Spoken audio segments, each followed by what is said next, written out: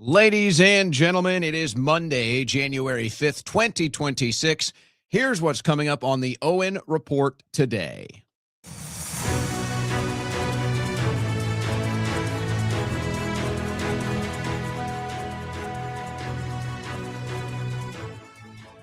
Well, no shortage of news from this weekend, and it's all starting to tie together with foreign policy and what's happened with the Trump administration and foreign policy in the Middle East, what's happened with the Trump administration and now foreign policy in South America. It's all starting to merge, and we're starting to get a clearer picture of what it's all about. Now, of course, when I present this information today, which is not even going to be my own presentation, really, I'm gonna cover the reports, the news stories, the statements from people that are in the Trump administration, part of other countries' governments, or just in the press, and I'll lay it all out with all the proof. But then if I say it, I'm called crazy, I'm called a conspiracy theorist, I'm called a hater, all of this stuff. But when someone else says it, then it's okay. So that just shows you how we really have now moved into total cult territory. So when Trump says his top donors are all Israel first, it's great. When I say Trump's top donors are all Israel first, I get called names, I get attacked. So that's just the proof right there that you're in a cult. When two people say the same thing, but depending on who says it determines your reaction to it, that's when you know you're in a cult. So we're gonna tie all of this together with the drama unfolding now in the Venezuela situation. And having a disagreement on policy or having a disagreement on how they're going to enact policy, that's one thing. But to be dishonest, to not be honest about what's going on, that I can't stand. I'm okay to have a policy disagreement. I'm not okay with people lying about what's going on. And there's been a lot of that this weekend, hasn't there? But it's got to be tough to cope with everything this administration has become. So now Trump is ranting against the president of Colombia. The president of Colombia, Gustavo Petro, has offered a response. We'll have that for you. The United Nations is apparently considering all of this. It is nice now to hear the administration, specifically Marco Rubio, coming out and basically saying F the UN.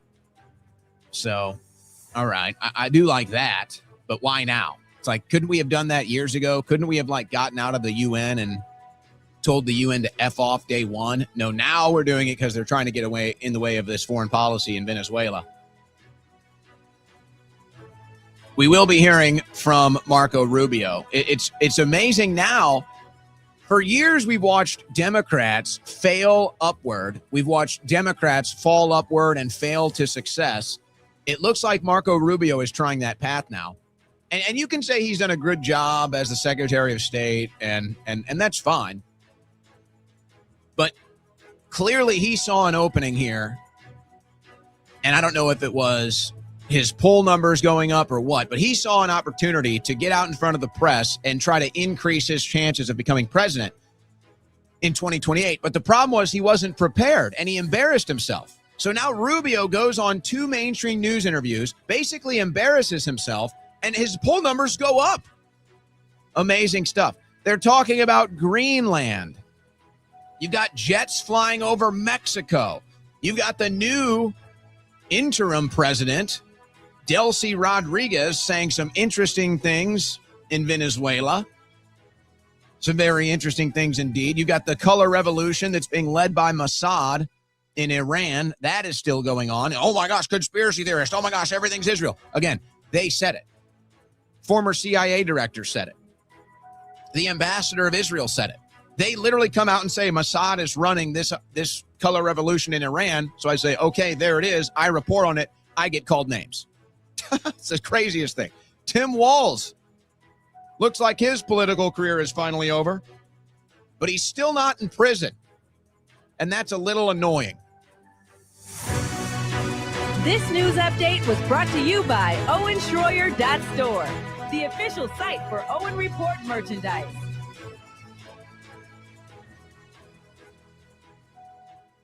All right. If you've been watching the precious metals market, maybe you're starting to get some fear of missing out, especially if people have been warning you about this, telling you about this.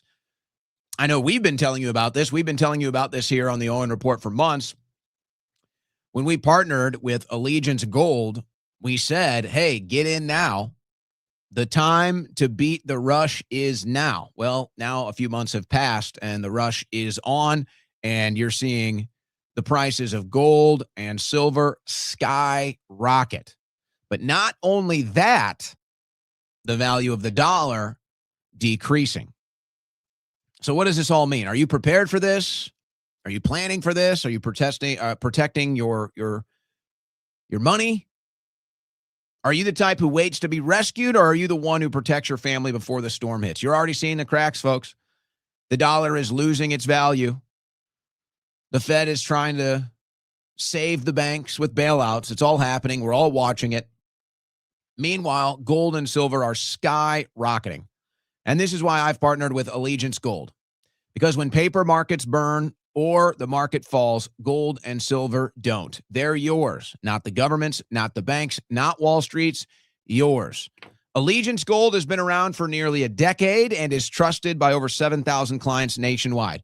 Relationship-driven, A+ with the Better Business Bureau, 4.9 stars from real clients, transparent, and they focus on educating you first. That's why they want you to give them a call, 844-790-9191, 844-790-9191, or you can go to protectwithowen.com. That's protectwithowen.com. They will answer all of your questions to try to get you as informed as possible before you decide to make an investment or a move.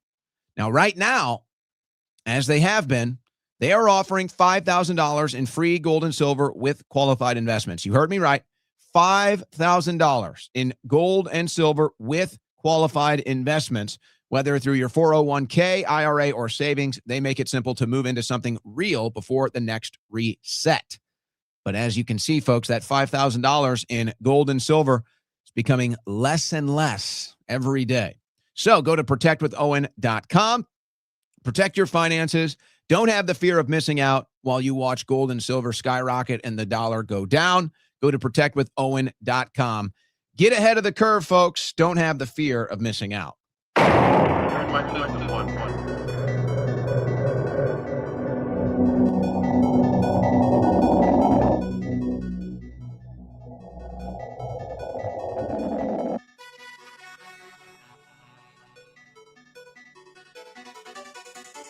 On the cutting edge of news and analysis, the Owen Report with Owen Schroyer.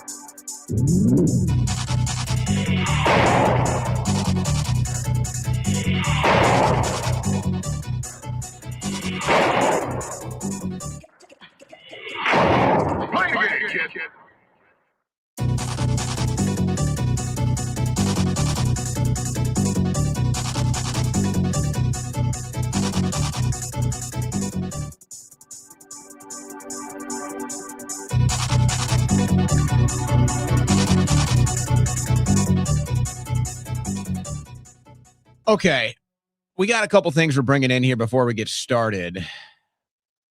But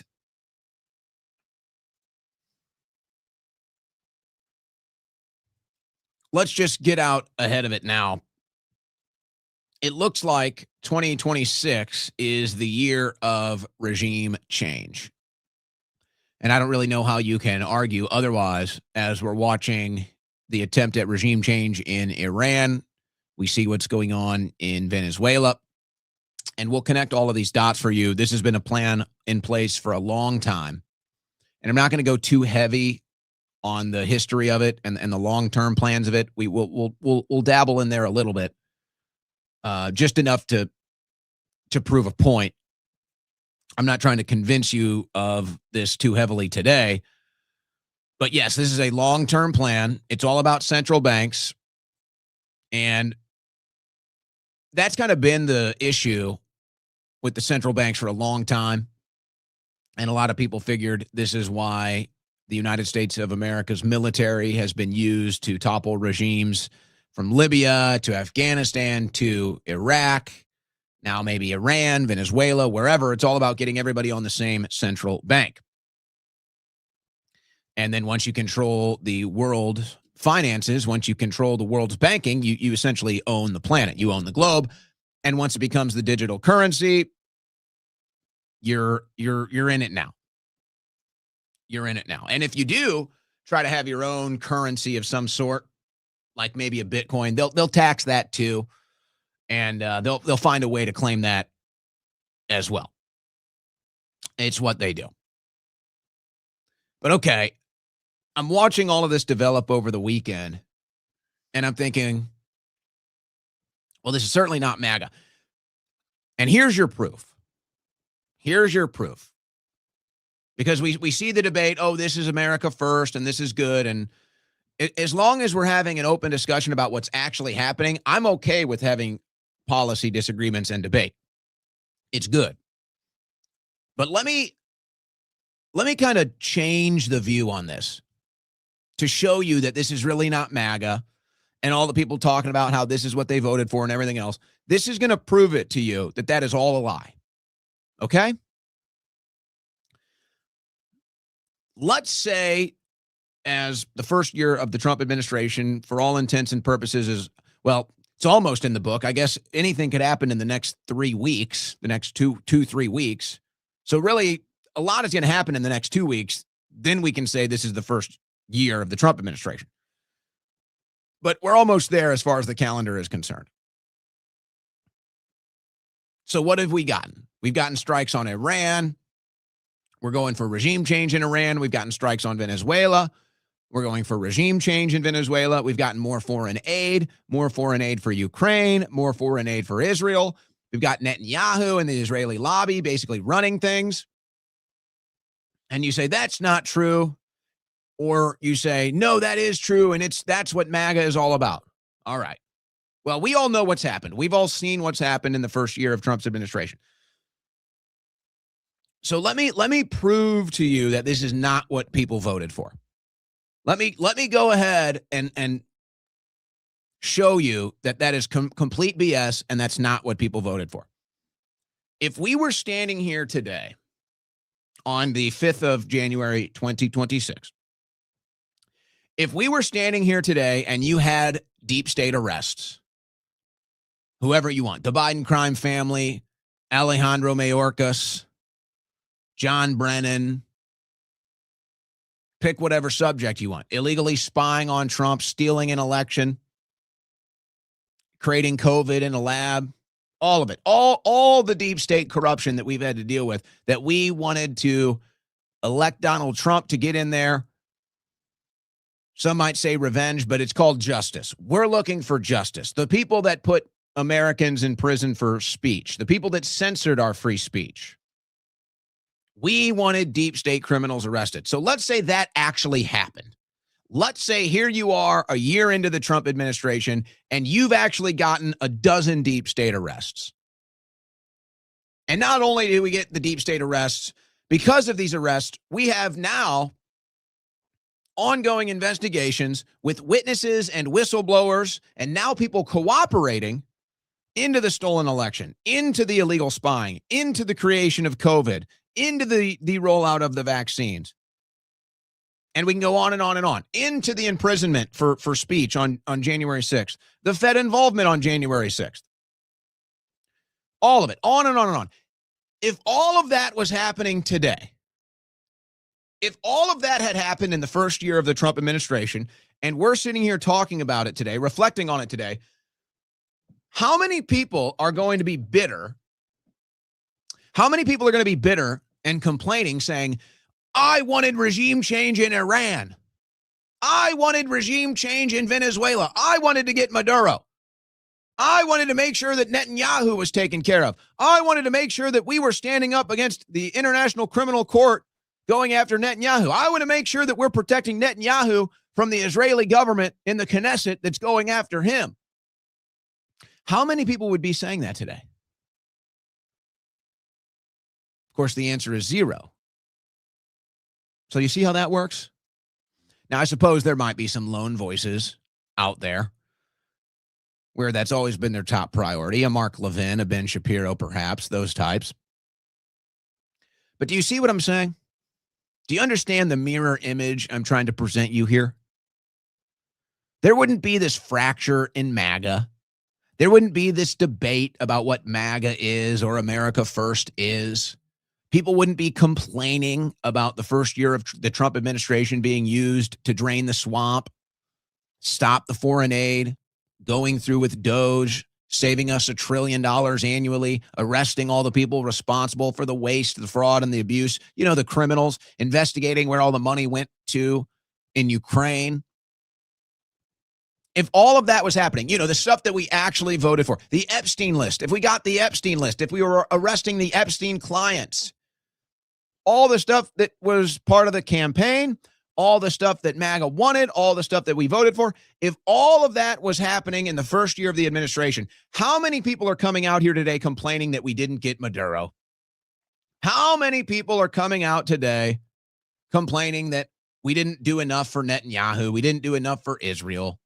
How many people? And the answer, of course, is zero. You might have some lone voices, but we're not counting that. No, that's what people actually voted for. That's what people actually wanted. But we didn't get that. And instead, we got more bad foreign policy, more Israel-controlled foreign policy, Israel-influenced foreign policy, and the foreign policy that's of Israel's best interest. Or I guess now people might say Venezuela's best interest. So, hey, people go out in the streets and they wave whatever flag they want. Everybody gets their flag-waving ceremony. The Israel loyalists, they get their flag-waving ceremonies. The Palestine supporters, they get their flag-waving ceremonies. Now the Venezuelans get their flag-waving ceremonies. Even the Mexicans waving their Mexican flags out there in a protest against America. Everybody out there gets to wave their flags in some sort of a victory or some sort of a stand, but not us. Not us. The American people have no reason to go out and march and wave flags. They have no declaration of victory, declaration of independence. It's everything. It's everybody else but America. So if you're wondering, is it really MAGA? Is this really what we voted for? I think the proof is right there. If we actually got deep state arrest, if we actually brought down the Epstein clients, if we actually made arrests from the waste, fraud, and abuse exposed by Doge, if we actually did all of these things, true America First things, nobody is causing a fuss about Venezuela. Nobody's causing a fuss about Iran. It's not happening. You won't have this split amongst the American right, the MAGA base, the Trump base. There wouldn't be this split. There wouldn't be this now totally vitriolic hatred between the two sides of the aisle. None of that would be happening. It's only happening today because we didn't get what we voted for. It's only happening today because we aren't getting America First policies. Nobody would be complaining if we actually did deep state arrests, Epstein arrests, Doge arrests. Nobody would be complaining today. There would be no fracture amongst the right. There would be no split of the MAGA base. None of that would be happening today. You wouldn't have a big movement of people complaining we didn't arrest Maduro, complaining we didn't stand up for Netanyahu. None of that would be happening. But because that is happening, that just shows you this is not MAGA. This is not what people voted for. This is not what people want. So then you get to the actual situation in Venezuela. Now, for people that support it and they say, well, I like American imperialism. I like America dominating the Western Hemisphere. I don't mind America going in there and just declaring oil rights or taking the oil or taking out a communist dictator. From that perspective, I at least accept where you're coming from. I at least understand where you're coming from, and you're being honest about the situation, that's what it is. Now, I might have a different opinion on that, But at least I can sit here and say, okay, well, you're coming from a place of honesty. You're coming from a place of realness that you're saying, yeah, well, this is obviously a regime change war. And, we're obviously in there to take the oil and the gold or whatever other interest we have there. This is American dominance. This is American dominance and imperialism. And I support that. And you say, okay, well, you're being honest about the situation. So I'm okay with that. But if you're going to pretend like this is anything less than that, then you're just not being honest. You're just not an honest person. And so there's really no debating you. You're just lying. You're just a liar. And if you want to deny that this isn't being influenced by Israel or Netanyahu, you're just wrong. You're just wrong, and you have no idea what you're talking about. And we've got plenty of evidence that shows that that is the case, which makes this whole thing so strange. When Trump gets out in front of people in Jerusalem and says, here are my top donors, and they all care about Israel more than America, and this is who runs my administration, and Trump comes out and says that, then it's okay. It's great when Trump says it. But then if I come out and say that, somehow I'm a conspiracy theorist, somehow I'm a hater, somehow I'm a traitor, well, that doesn't make sense. I'm saying the exact same thing that Trump said. So if you react to the exact same message from Trump and from me, if you react to that same message, depending on who's saying it, that shows that you're brainwashed. That shows that you have a cult mindset. So we're getting a lot of that too. So if you support American imperialism, global dominance, regime change wars, and seizing oil and land or gold or whatever, okay, at least you're being honest, and I can understand where you're coming from. My concern with that is, eventually the chickens come home to roost. Eventually that will have consequences in some way, shape, or form. And the easiest thing to point to is the destabilization that leads to the mass migration into the West. So that's the easiest thing you can point to right now. For the most part, we've been able to stave off a larger conflict. We've been able to stave off a larger war. And, I don't think Trump is going to get us into World War III with all of this stuff. I'd like to think that Trump has enough of his senses left, enough sensibility, enough wherewithal to at least make sure that his actions aren't going to trigger another larger war with China or Russia or Iran or India or Pakistan or any of these places. I'd like to think that. And he has a track record that isn't going to happen. But I'm not naive enough to think that that's a forever situation. I'm not naive enough to think that eventually this stuff doesn't change in a heartbeat. And you can look at world history and know that that's exactly how it works. So that's my big concern with supporting that policy. But at least I understand where you're coming from, and I say, well, okay, if it benefits America, even if I don't like it, all right, I disagree, but okay, I see where you're coming from. Now, I would still surmise that if you make deep state arrests and you cut taxes and you fix the economy and all the stuff that we voted for, if you take care of all of that stuff first and then you start to prioritize this stuff, there's probably not as much pushback. There's probably not as much of an issue. But since you're getting more military-industrial complex, foreign influence, foreign policy, now it becomes a bigger issue. Now it becomes a bigger issue. Now, we're going to have to wait and see how all of this shakes out. Maduro was, I guess he had his first hearing in court today. He says he's not guilty of being a drug kingpin. It's very strange, isn't it? He has like 8 different outfits now. What outfit is he on now? He had a very nice tan suit on today. So what is going on with him with all the outfits? Did they let him pack a travel bag? Looks like he took his sweet time with a travel bag. Did he have it ready to go? I'm still wondering if a deal hasn't been cut between Maduro and Trump. In fact, I'd say the odds are that there was a deal struck to bring him in, but I don't know. Nobody said such a thing, Maduro or Trump, so I don't know. But he's got like 10 different outfits. He's smiling and giving the thumbs up. It's just this giant Hollywood theater of bringing him in and 1,000 agents. You have some shock and awe on the ground when they take him, but for the most part, it was resistance-free. So to me, that looks like there was some deal cut here. And, not that it needs to be said, but we'll say it. The military operation in this regard was probably perfectly flawless. And when you look at some of the video that's come out, you can even see that they weren't going for casualties. They didn't go in there guns a-blazing. It looks like the only time they fired anything off was in response to somebody firing at them. So they kind of came in, somebody just fired at us from this bunker. They basically just annihilated you a second later. So it looks like a deal was cut. There is virtually no resistance. And Maduro's smiling and giving thumbs up. He's got a wardrobe of clothes that he can bring with him.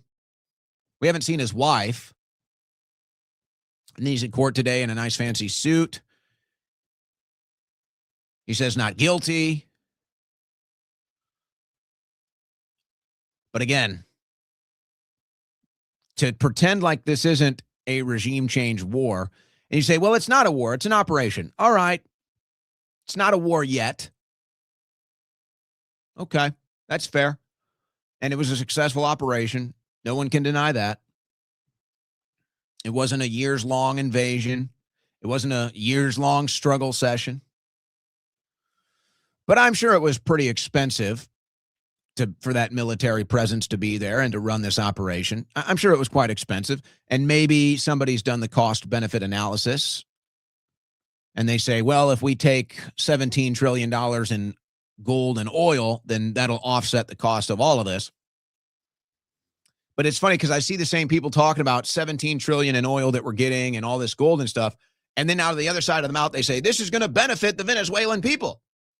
Well, if we're taking all of the resource value from Venezuela, tell me how that benefits the Venezuelan people exactly. And by the way, it's going to be the oil companies that take it. It's going to be BlackRock that moves in. It's the same globalist corporate enterprise that all the anti-establishment types have been complaining about for 10 years, and now all of a sudden they love it. Now all of a sudden they support it. Now again, problems require solutions. And solutions for such a problem like this are probably extremely limited. But let's not kid ourselves. Even if you want to come out and you want to say, it has to be BlackRock, or it has to be Vanguard, or it has to be State Street. It has to be them. It has to be the oil companies. Even if you want to come out and say that, let's not kid ourselves here, folks. If you really think that this operation is somehow going to massively benefit the average person in Venezuela or the average person in the United States of America, you're not paying attention to history. You're not paying attention to recent history. You're not paying attention to all the recent regime change wars that we have tried and failed. And you can say, well, it's different with Trump now. Maybe. We'll see. We'll see with this. That's what they said about Syria, but look what happened in Syria. Now you got a former al-Qaeda leader running Syria, and he's buddy-buddy with Trump. So how do you explain that? So either now we let the terrorists win, or he was just a Mossad operative the whole time, which is the likely situation, is Jolani was just a Mossad spy the whole time. And so now they've given Syria to the Mossad agent, the CIA agent, or they just gave Syria to al-Qaeda. You take your pick. Neither one is very good. So there's your result in Syria. Now, I don't know if they really have the apparatus in place in Venezuela for this to go as smoothly as they did in Syria. Because you've already got opposition forming in Colombia. You've already got opposition forming inside of Venezuela. There will be a congressional fight over this, but I don't think it's going to have much teeth. Especially since this is what the Israeli lobby wanted and they control Congress. So I don't think there'll be too much bite. There won't be too much teeth in that bite. But there will be some congressional pushback from this, no doubt. But please, If you think for 1 second that this is somehow going to turn around the state of being for Venezuela or turn around the state of being for the people of the United States of America, well, I guess it would be fair to say let's wait and see. But I'm going to go ahead and tell you that's not going to happen. No, this is all about the rich getting richer. This is all about the haves and the have-nots. They're going to move in. They're going to seize the land in the Gaza Strip, just like they've been telling you. They're going to seize the oil. They're going to seize the gold, and they're going to take it for themselves. And they're going to be more rich and powerful than they've ever been because these are Trump's friends. These are Trump's friends. These are Trump's donors. This is who he works for now. You don't matter. Now, we might see some improvement of life. We might. Maybe even the people of Venezuela might see some improvement of life. But that's not what this is about. Don't kid yourself. This is about the same people that own everything looking for more things that they can own. And in a larger scale, this is where you really need to understand what's happening here. This is the real big picture that people are failing to see. And I understand why. With the day-to-day, it's like constantly changing. 1 week you're obsessed over Tim Walz in Minnesota. The next week, all of a sudden, you're an expert on Venezuela and its policies. So it's hard to stay grounded on anything. And when you're constantly shifting the sands of the ground that people are standing on, it's harder to ever see what's going on larger picture. But this has never changed. From all the debates that we've had, let's say the last 6 months, and to those that have been following this show, I've been saying this consistently for months.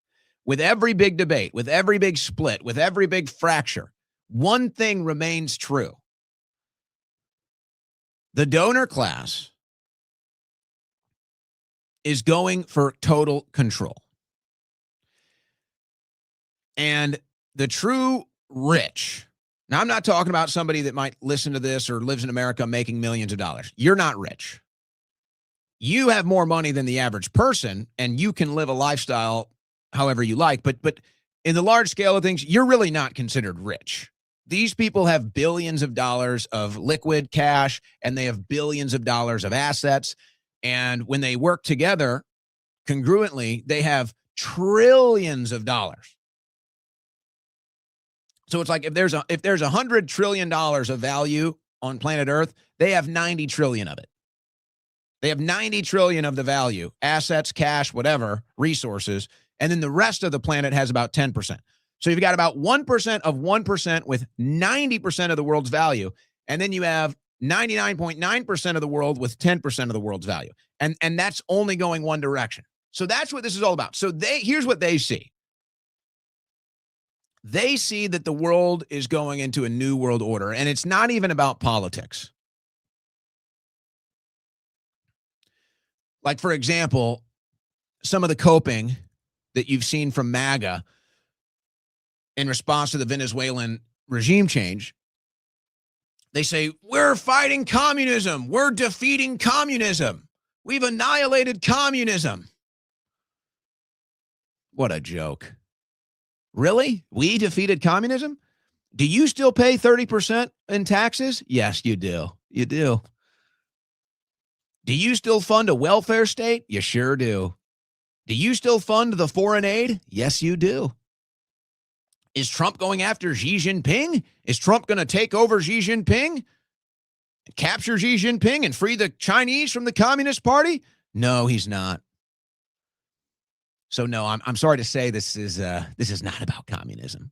Now it feels good, and I like seeing commies get owned. I don't mind seeing commies get dusted, and I'm still there. Okay, whatever. Screw commies. I'm there with you. All right. I'm no fan of commies. I get pissed off when the mayor of New York City says we're replacing rugged individualism with collectivism. Yeah, that's un-American. That disgusts me. So to be perfectly clear, I am no fan of communism. But I'm not going to sit here and lie to myself. We've defeated communism. This is about communism. You basically live in a communist country. Really, you already live in a socialist country, folks, and nobody's doing anything about it. You pay 30% in taxes. You fund and subsidize basically the entire planet. You fund a welfare state, you are a communist. So no, this is not about communism, and communism was not defeated, not even close. They're not even trying. But go ahead. Tell me how Trump is taking on communism. Tell me how Trump is invading China. Tell me how Trump is going to capture Xi Jinping.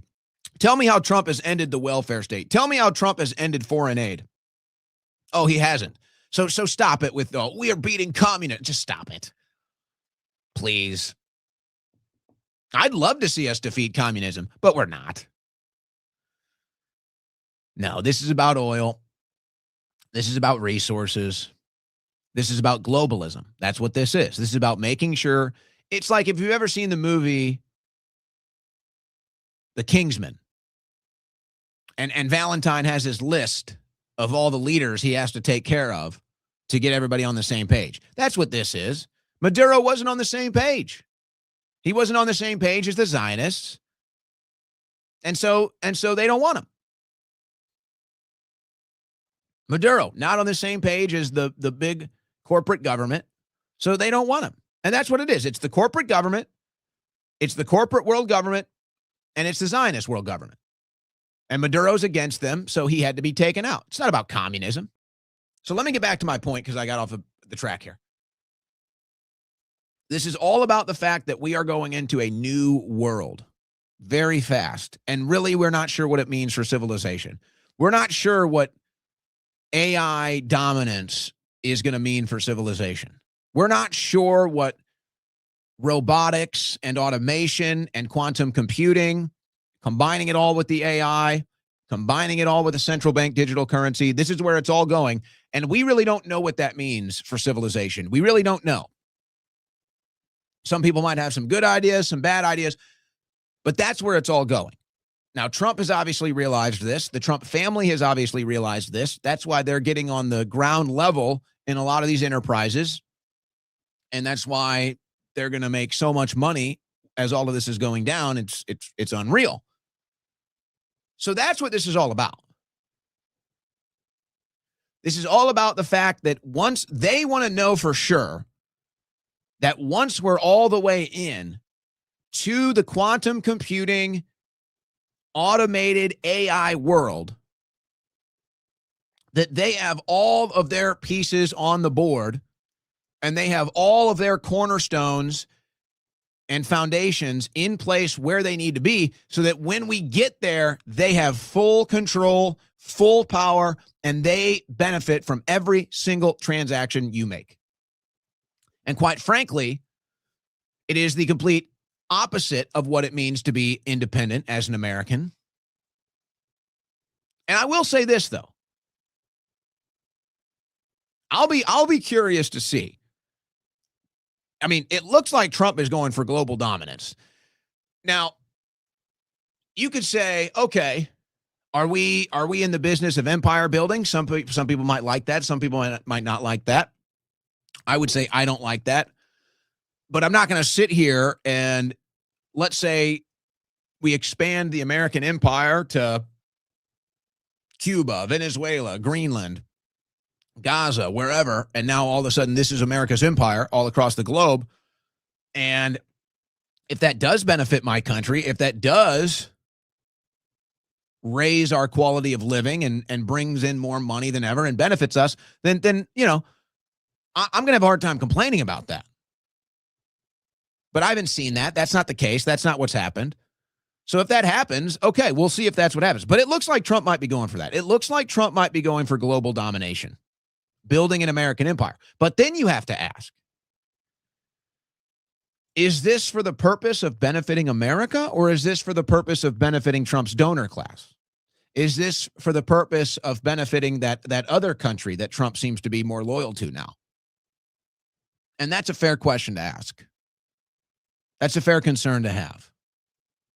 So if Trump's going to go for global domination, if Trump is going to expand the American empire, and let's call it Manifest Destiny 2026, if he's going to do that, then you are fair to ask the question, is he doing that for the American people or is he doing that for the donor class?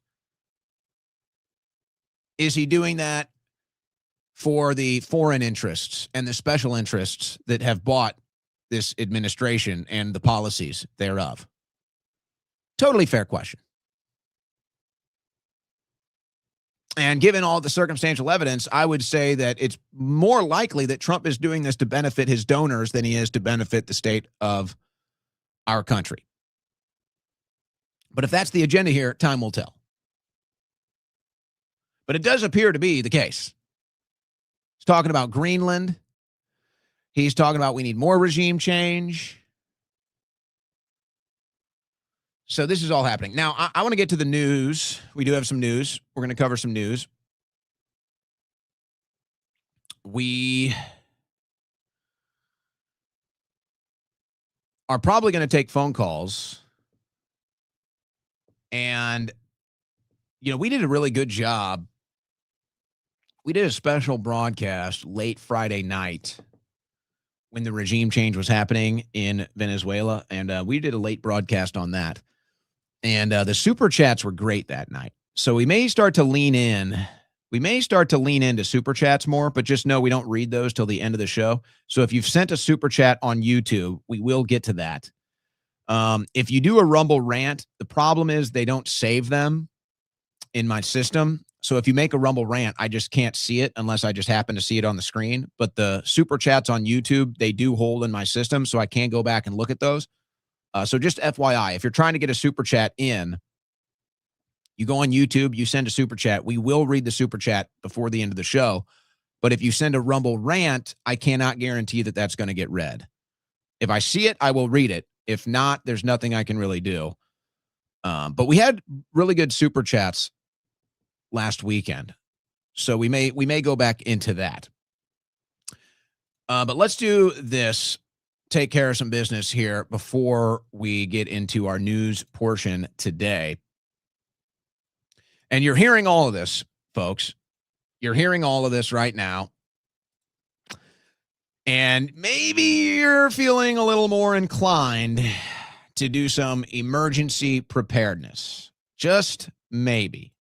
Now, I'd like to think that we're not going to see some collapse that's going to force you to eat emergency food and have full preparedness necessity here. But if you are thinking that, mypatriotsupply.com/Owen is the place to go. Now, they have a winter bundle special right now, which is for you to consider dealing with extreme cold and power outages and some of these blizzards.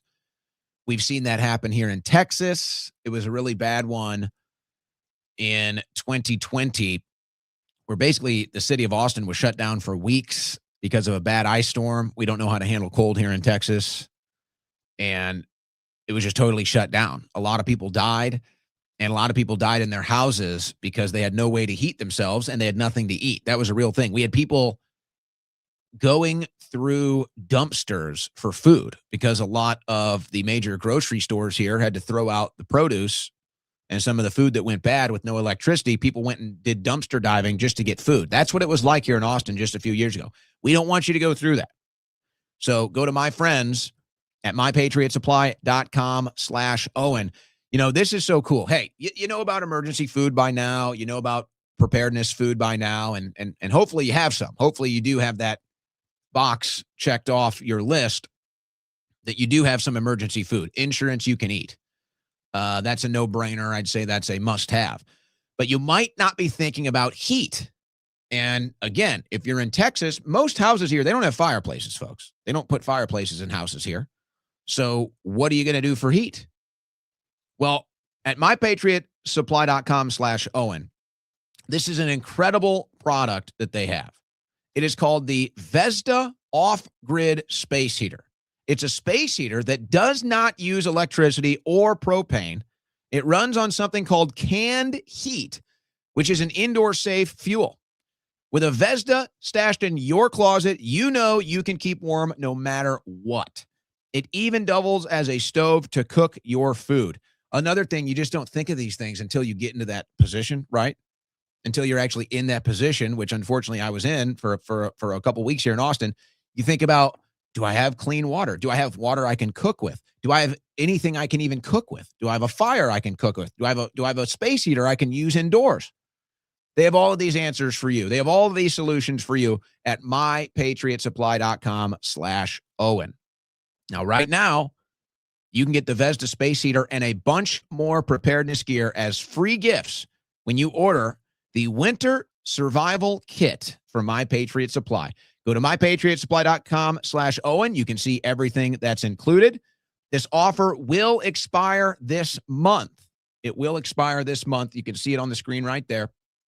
It will expire this month, but it is still live right now. mypatriotsupply.com/Owen. All right, a couple news stories. Maybe we'll just do some odds and ends before we get back into the geopolitics. So I get sent this before the show. United States increasingly issuing work visas to OnlyFans models. OnlyFans models. These are adult porn actresses, OnlyFans models. For people that are wondering what that means, it's an adult porn girl is what it is. Now, I don't even understand how this makes sense. United States increasingly issuing work visas to OnlyFans models based on level of audience reach, according to Financial Times. Why would an OnlyFans model, which is a very kind word, isn't it? Why would an OnlyFans model need a visa? Their work is online. They don't need to come here. We don't need them here. You want to know how sick this is?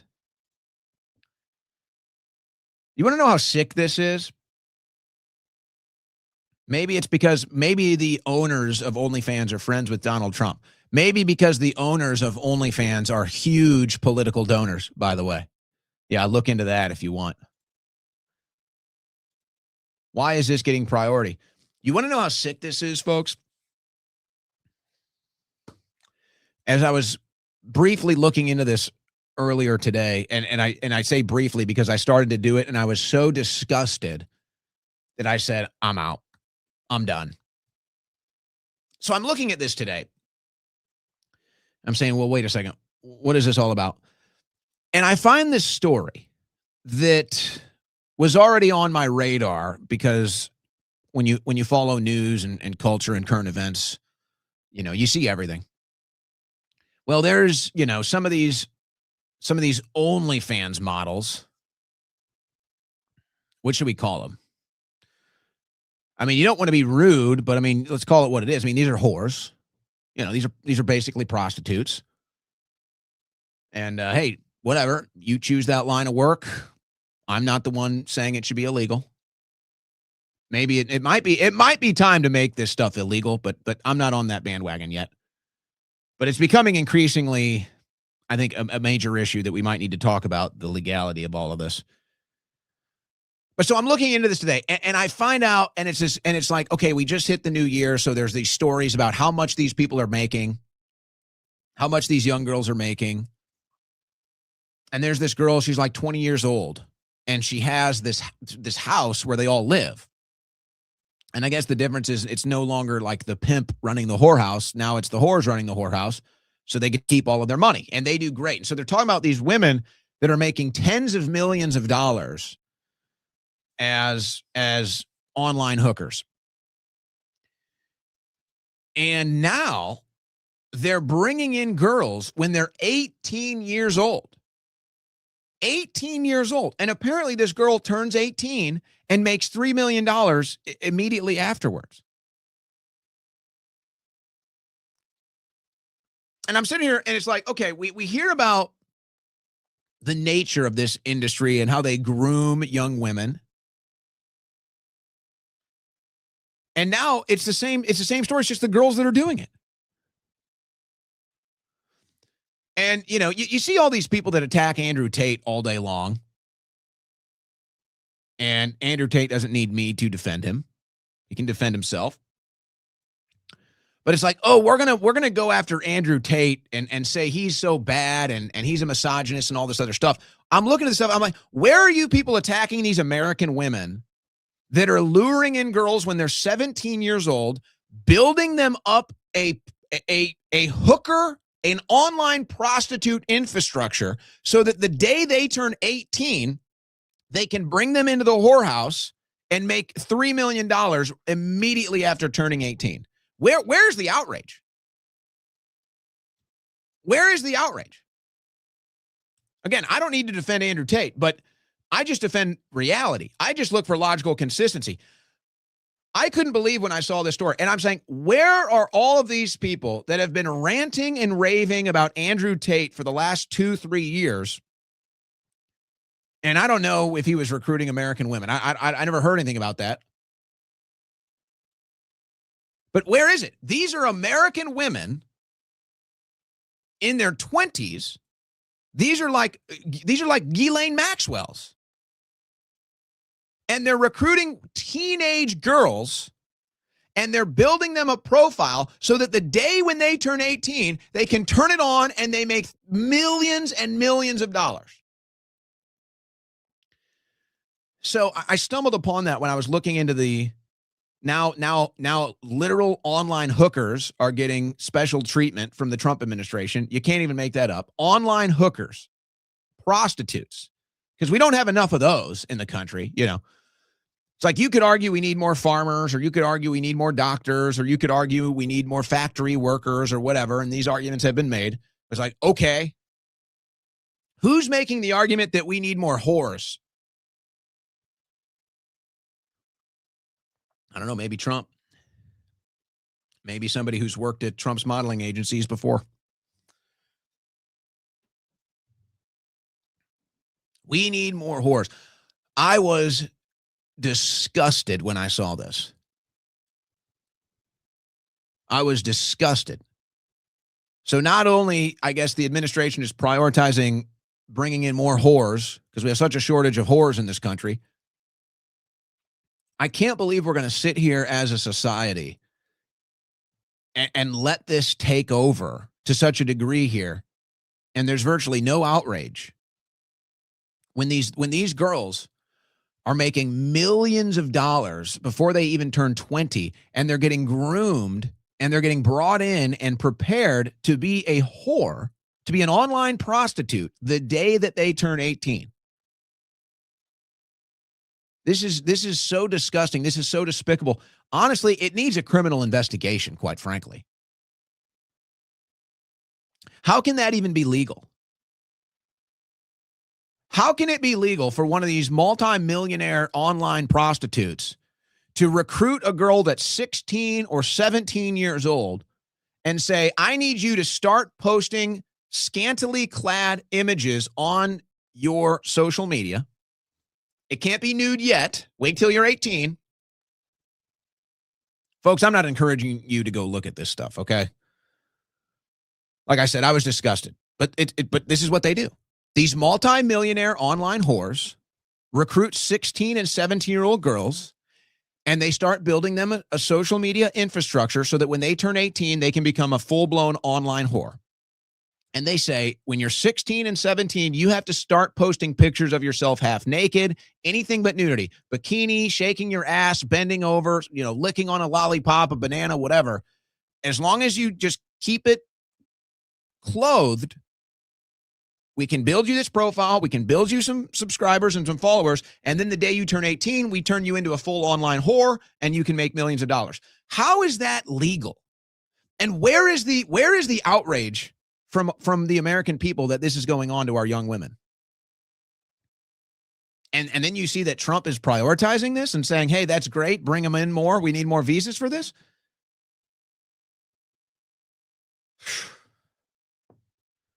That is crazy.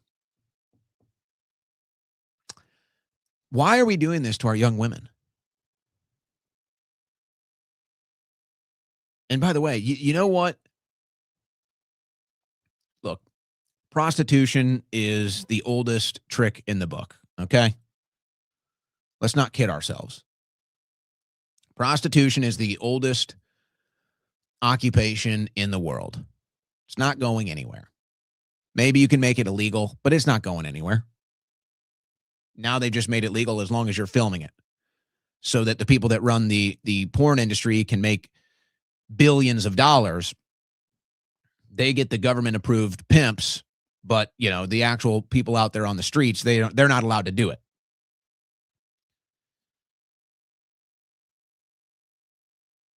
How can we sit here and watch this happen to our young girls? And you want to know what it's a sign of? It's a sign of a decaying civilization, and it's a sign of a bad economy. That young girls feel so hopeless with the future. They don't think there's a husband out there waiting for them. They don't think there's a legitimate living out there waiting for them. They have no hope. I don't know where the fathers are in this equation. I suppose that's a mystery, if they're there. This is the sign of a decaying civilization, folks. This is the sign of a declining empire and an economy that's so bad that women would rather become prostitutes the literal second on the clock that clicks and they become 18. They literally hop into this. So that's just a really sad sign of where things are at right now for our country. You're listening to the Owen Report on the Win Network.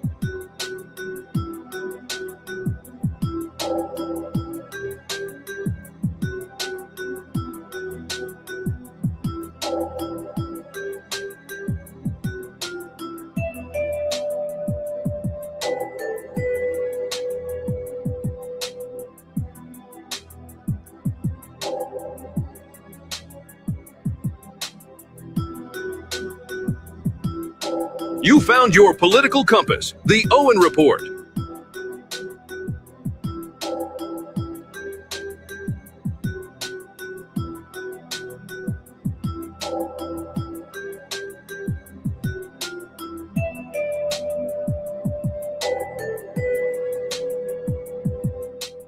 By the way, I forgot to say, since it is 3 o'clock Central now, the normal show time, the normal start time for the show, we moved the show up an hour today. I've got some family things going on today, and instead of just canceling the show, I decided to just move it up an hour. So we'll be signing off at 5 today, but that's why we shifted it from 2 to 5, normally 3 to 6 p.m. Central. So that's just for today. FYI, programming note, forgot to mention that earlier. I want to start just picking it up and putting it down now as we enter the second hour. This is a pretty big story for Maha. I say a pretty big story for Maha happening here. And it's gotten a lot of pushback, even from some of the Trump loyalists in Congress, which I would say Marjorie Taylor Greene is obviously not one of them. The Children's Health Defense reporting, Congress is about to wipe out your right to sue pesticide companies quietly tucked into a new spending bill. Section 453 blocks updated health warnings and gives chemical manufacturers immunity even when people are harmed. Cancer, Parkinson's, infertility, 57,000 plus products, zero accountability. This must be pulled now before it reaches the floor. So let's see where the pushback comes. I've seen Marjorie Taylor Greene. I've seen Anna Paulina Luna. I've seen Thomas Massey. But this is just like what they do with vaccines. And again, it's the donors. So this is the donors that own Congress. And they're paying their congressional slaves. They're paying their congressional property to slip this into the bill so that they can be protected when their products cause cancer or death or anything else, just like we see with vaccines. So how's that? How's that for Make America Healthy Again? Not so great. We'll be monitoring the situation. Into the geopolitical. Colombia president rages, "Come get me, I'm waiting," in huge taunt to Trump. Well, you'd think he'd be smarter than that after what we just saw in Venezuela and Maduro's similar taunting. Colombian President Gustavo Petro issued a stark warning to Donald Trump after the capture of Nicolas Maduro sent shockwaves around the world. He's ramped up attacks against Trump, saying, "Come get me. I'm waiting for you here. Don't threaten me. I'll wait for you right here if you want to." He continued, "I don't accept invasions, missiles, or assassinations, only intel. Come speak here with intelligence, and we'll receive you and talk face-to-face with facts, not lies. Stop getting lied to by Colombian political mafias who condemned us to 700,000 deaths and made us the world's most unequal country."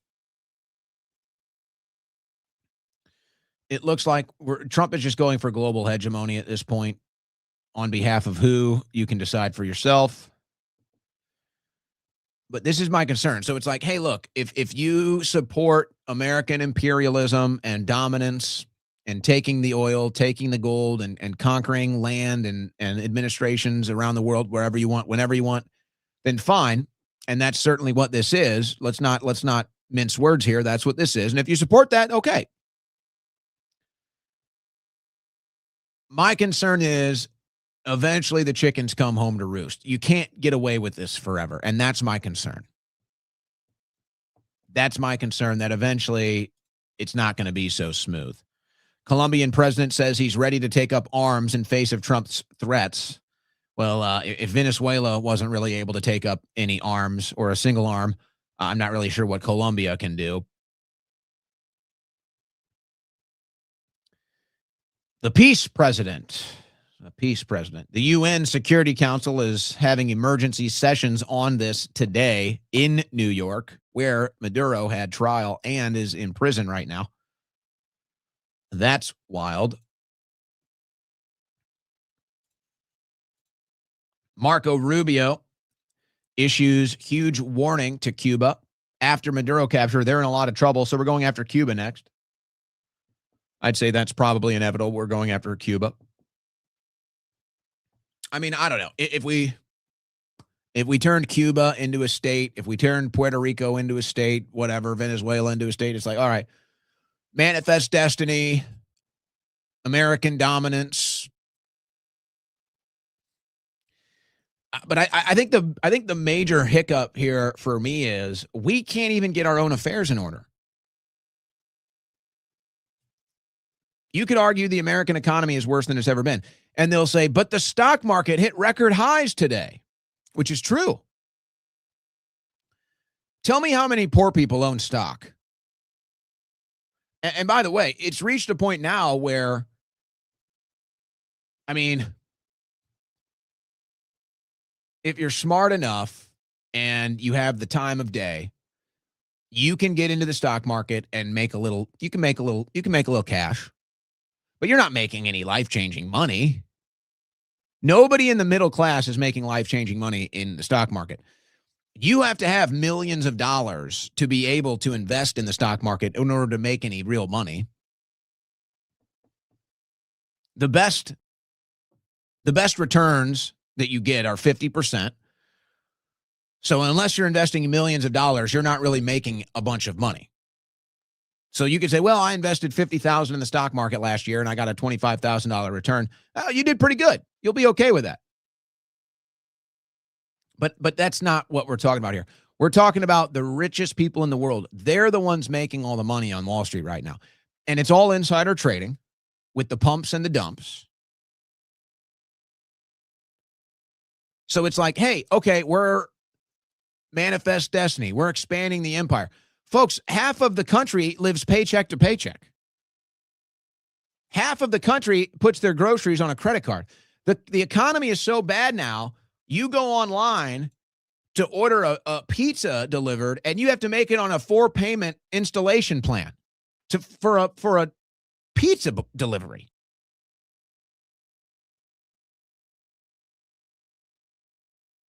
So it's like we really don't even have our own affairs in order to be going out and conquering the world.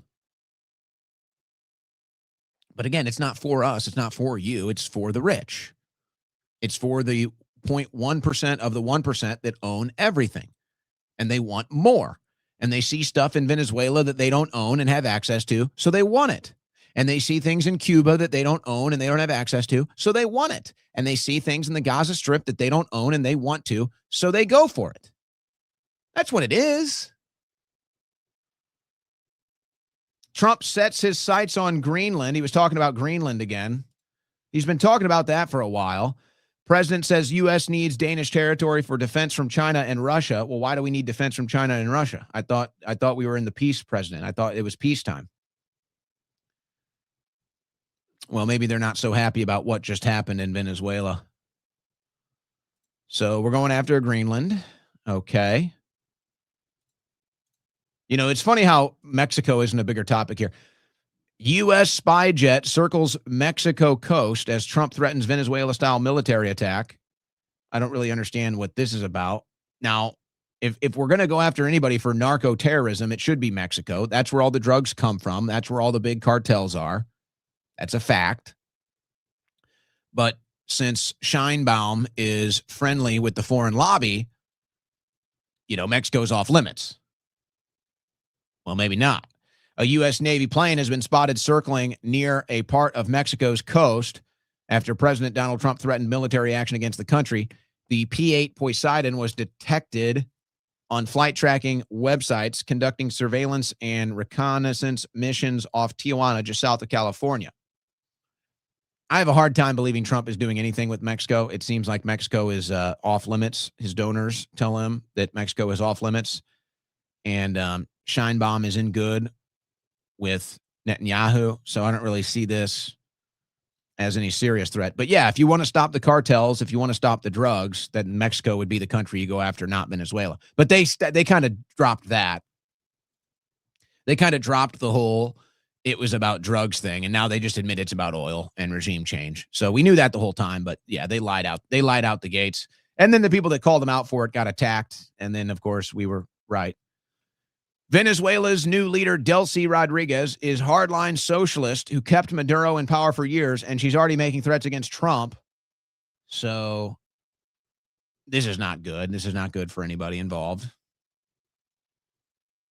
I do wonder what the plan with Maduro is.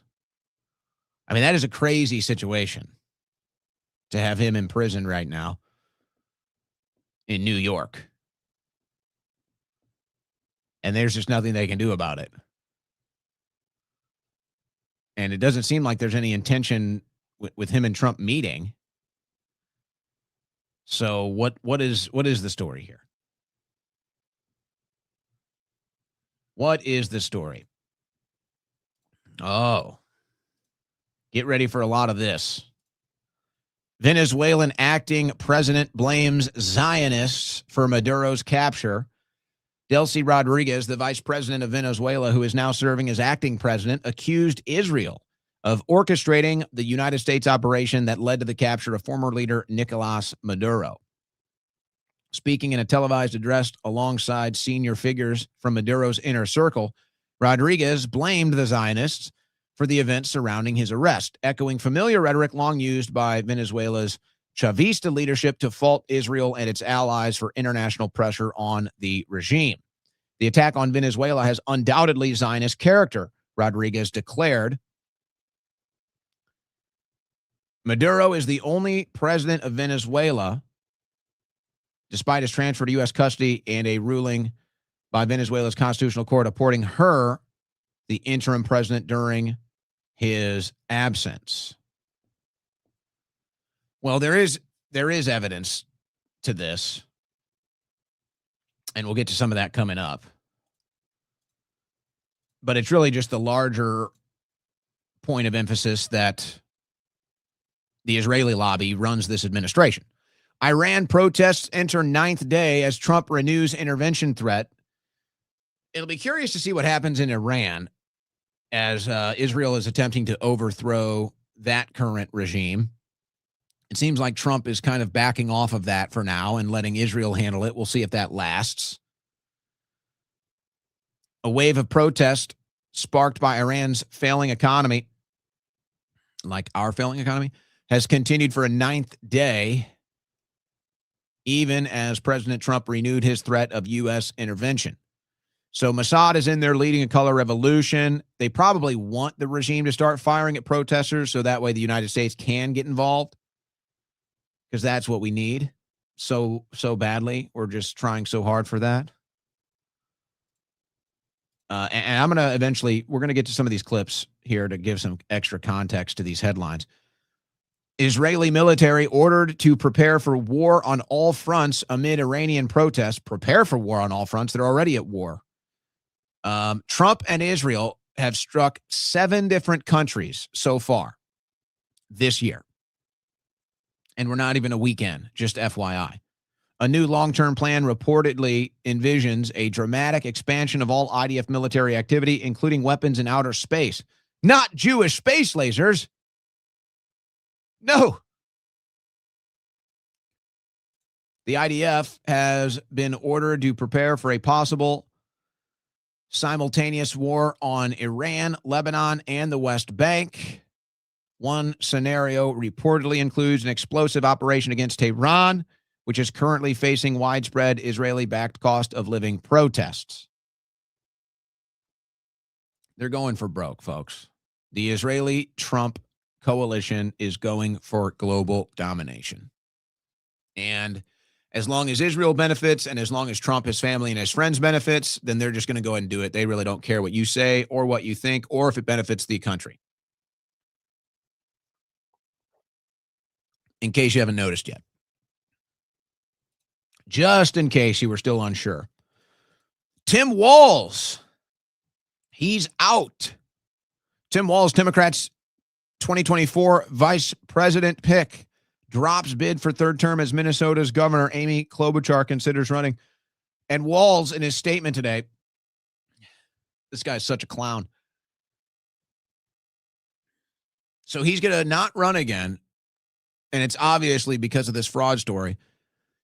But then he declares in his quit speech that they're going to capture every single fraudster. Now, this whole thing is ironic because there have been no new arrests. There's been a couple detainees that got released. There's been a lot of show. There's been a lot of hype. But there's been no new arrests. There really aren't any new cases. So basically, when this whole thing dropped 2 weeks ago, and you had all the hype with all the fraud being exposed, there has been no real action. There's been no real criminal investigation or charges. None. And you might be saying, well, wait a second, Owen. I saw Harmeet Dillon, and I saw the Department of Homeland Security and the Justice Department, and I saw everybody coming out, and they said they made these arrests. Folks, those are arrests from years ago. Those aren't anything to do with this new thing, which isn't even new. All of this stuff broke years ago. There is nothing new to the Minnesota fraud story except there's new videos, new reports, and new hype. That's it. And now I guess Walz is dropping out. Just 2 weeks ago, everybody was demanding arrests. Just 2 weeks ago, everybody was demanding arrests, deportations, and none of that has happened. And where are the demands? They're all gone. Nobody's demanding anything anymore. What's up with that? I guess we really didn't care. More radical left violence. Again, where Pam Bondi was supposed to shut all this down. What happened to the investigations into Act Blue and the money laundering? What happened to the Antifa as a terrorist organization? What happened to going in and finding out all the fundraisers and all the organizers of the left-wing terrorism in this country? I thought we were shutting it down. None of that happened. And now one of them shows up at J.D. Vance's Cincinnati home, vandalizing it. Tried to break in. And there will be more, because nothing is done. Nothing is ever done. And the MAGA sloppers don't really care as long as they get to ride the hype train and feel important. Federal appeals court says California open carry ban is unconstitutional. Oh, you don't say. A Ninth Circuit panel said the ban ran afoul of a 2022 Supreme Court ruling that required courts to evaluate gun laws based on the country's historical tradition of firearm regulation. Oh, really? Open carry ban is unconstitutional? You don't say. You don't say. So that's nice. 60 Minutes spikes a second story to protect the Trump administration. They've spiked an Epstein story, and now they have spiked an illegal immigration story. Barry Weiss, at the behest of the Trump administration, has spiked 2 stories on 60 Minutes. So there you go. Now you understand why Barry Weiss was put in. Now you understand why Larry Ellison and Donald Trump are scratching each other's backs. Yeah. And now there's Marco Rubio. You know, Rubio goes from a vehement anti-Trumper, deep state neocon bubble boy to now some sort of a MAGA figurehead. And I'll give Rubio some credit as the Secretary of State. I think he's overall done a good job. And then the regime change operation in Venezuela goes down, and Rubio, for whatever reason, gets a bunch of credit for it. He sees his poll numbers go up, and he thinks now is the time for me to go on network news and do interviews. I'm going to seize this moment, and I'm going to continue to help my poll numbers go up, and I'm going to make my case now for a presidential campaign in 2028. Now, normally, if the Republican Party was healthy right now, what Marco Rubio did this weekend would actually destroy his chances of being president, but somehow it actually increased. Now, I remain steadfast in my belief that nobody from this administration will be able to win an election. Nobody. And the only way you can turn that around is if you have hundreds of deep state arrests and end all the foreign aid and end all the foreign wars and everything else. But with every passing day, it looks like that's not going to happen. So no, nobody from this administration will be electable as long as that is the case. But Rubio thinks, I'm going to seize the moment. Now, George Stephanopoulos has been a big fat nothing for a long time. And you can't even think of a moment where George Stephanopoulos ever had a gotcha moment, right? He's never had that moment. He was a Clinton operative placed into the media who basically just survived in ABC network news after the Clinton administration. That's basically George Stephanopoulos, a Clinton operator in the media who then just stuck around with ABC News for all of these years in the aftermath.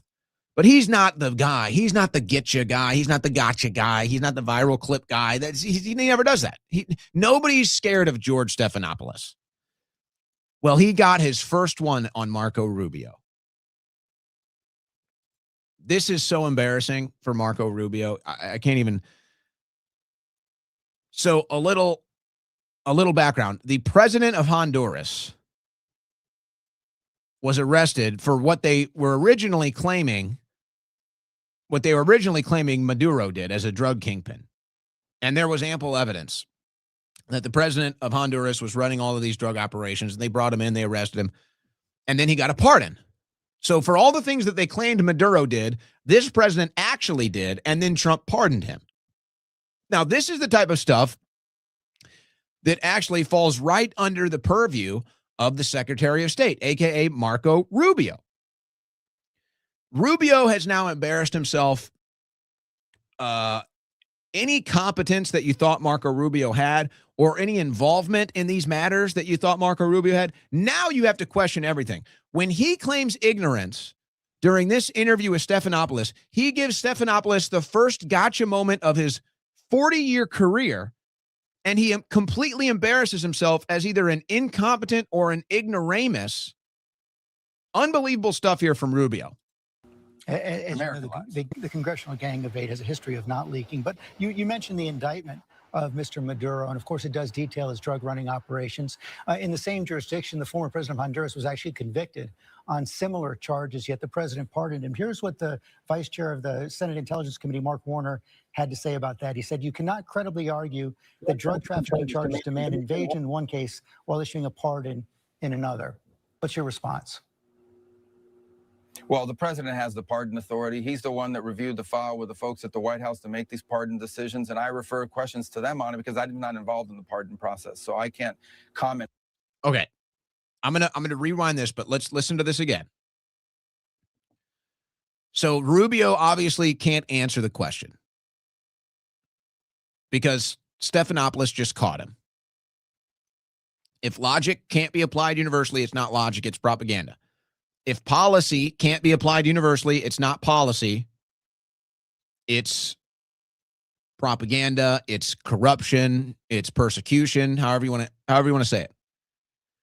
So for Marco Rubio to come out here and obviously not want to address the obvious logical inconsistencies here, the practical application inconsistencies here, and then to claim like he has no idea what's going on as the Secretary of State. This is so pathetic. Now, folks, you have to understand, these moments are only going to get more and more obvious, and they're going to happen more and more as this administration continues to show its blatant hypocrisy on all of these issues. Stephanopoulos came ready. Marco Rubio thought this would be a cakewalk, and then he embarrassed himself. So listen to this again. This is the Secretary of State claiming he had no idea whatsoever about Trump pardoning a president of Honduras for drug running, which proves that the whole thing against Maduro is persecution. So again, listen. Has the pardon authority. He's the one that reviewed the file with the folks at the White House to make these pardon decisions, and I refer questions to them on it because I'm not involved in the pardon process, so I can't comment on that because I wasn't involved in that process. But the president outlined yesterday that he felt that in that particular case there was unfairness, and that there was unfairness in the way that individual was treated. And he also pointed to the fact that the party that's now won the elections in Honduras had asked for this. And so I would point to those comments as a rationale for it. In the case of Maduro, this should be right in your wheelhouse. You're the Secretary of State.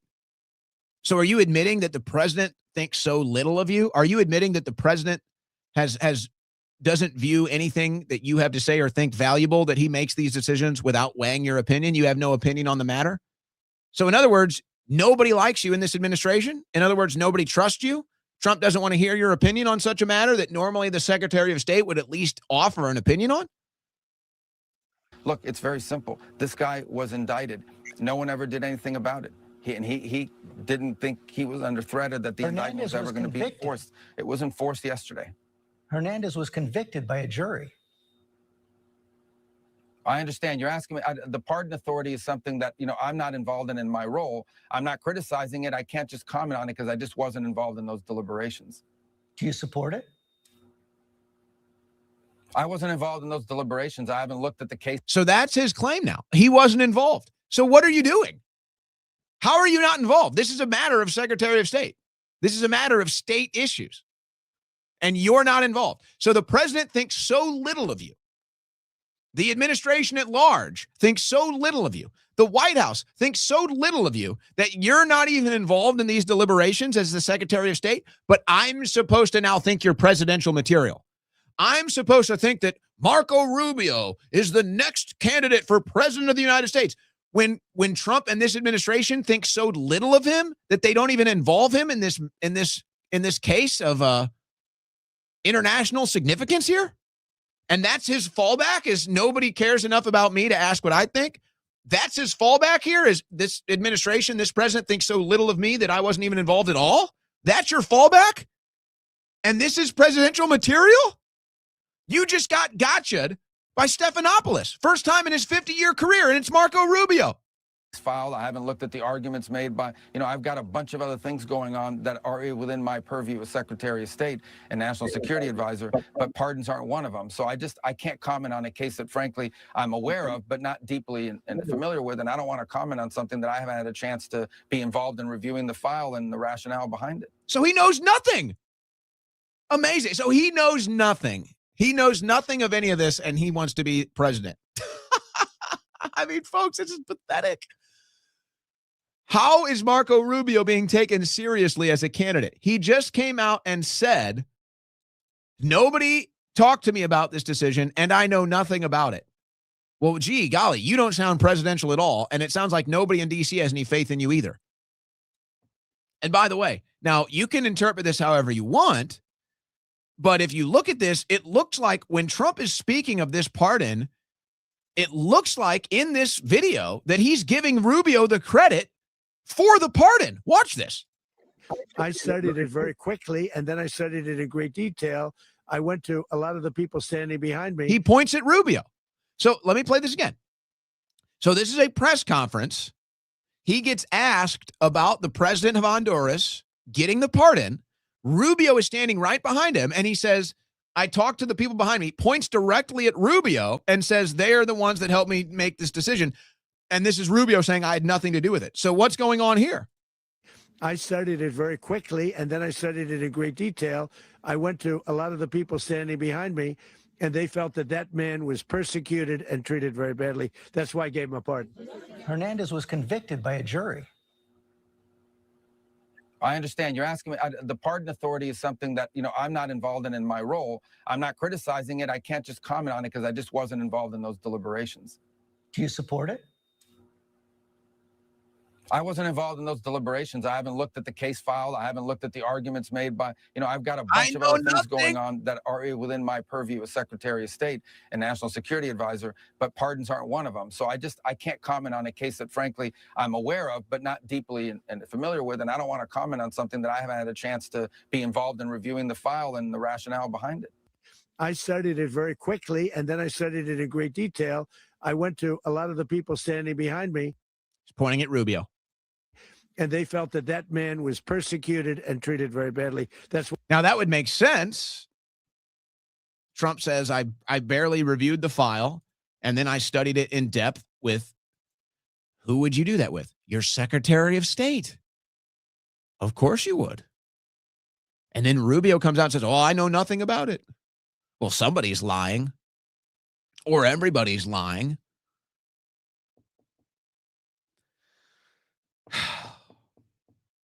It's really sad.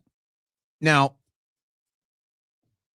again, it seems like most people in MAGA, you're kind of back to establishment right-wing politics, neoconservatism, the Republican establishment.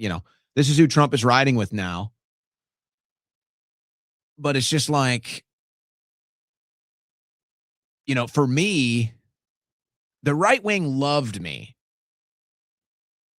The right wing loved me. And MAGA loved me when I was out here showing the blatant hypocrisies, logical fallacies, logical inconsistencies, and outright ignorance of the American left. The American right loved me. MAGA loved me when I was exposing all of that on the left. Well, now I'm exposing it on the right, and they just can't stand it. They just can't stand it. They don't like it. I'm not supposed to be doing that. Well, sorry. I'm loyal to the truth. And I really don't even have an option in the matter. And now you want to know who's setting themselves up for gotchas? You want to know who's setting themselves up to be proven hypocrites now? It's MAGA. It's Marco Rubio with George Stephanopoulos. So I never intended on entering this in this fray, but here we are. And that's what's happening. It wasn't even over. He said, I'm going to go on Meet the Press. Let's see how that one went for old Bubble Boy. Need to take over the Venezuelan oil industry.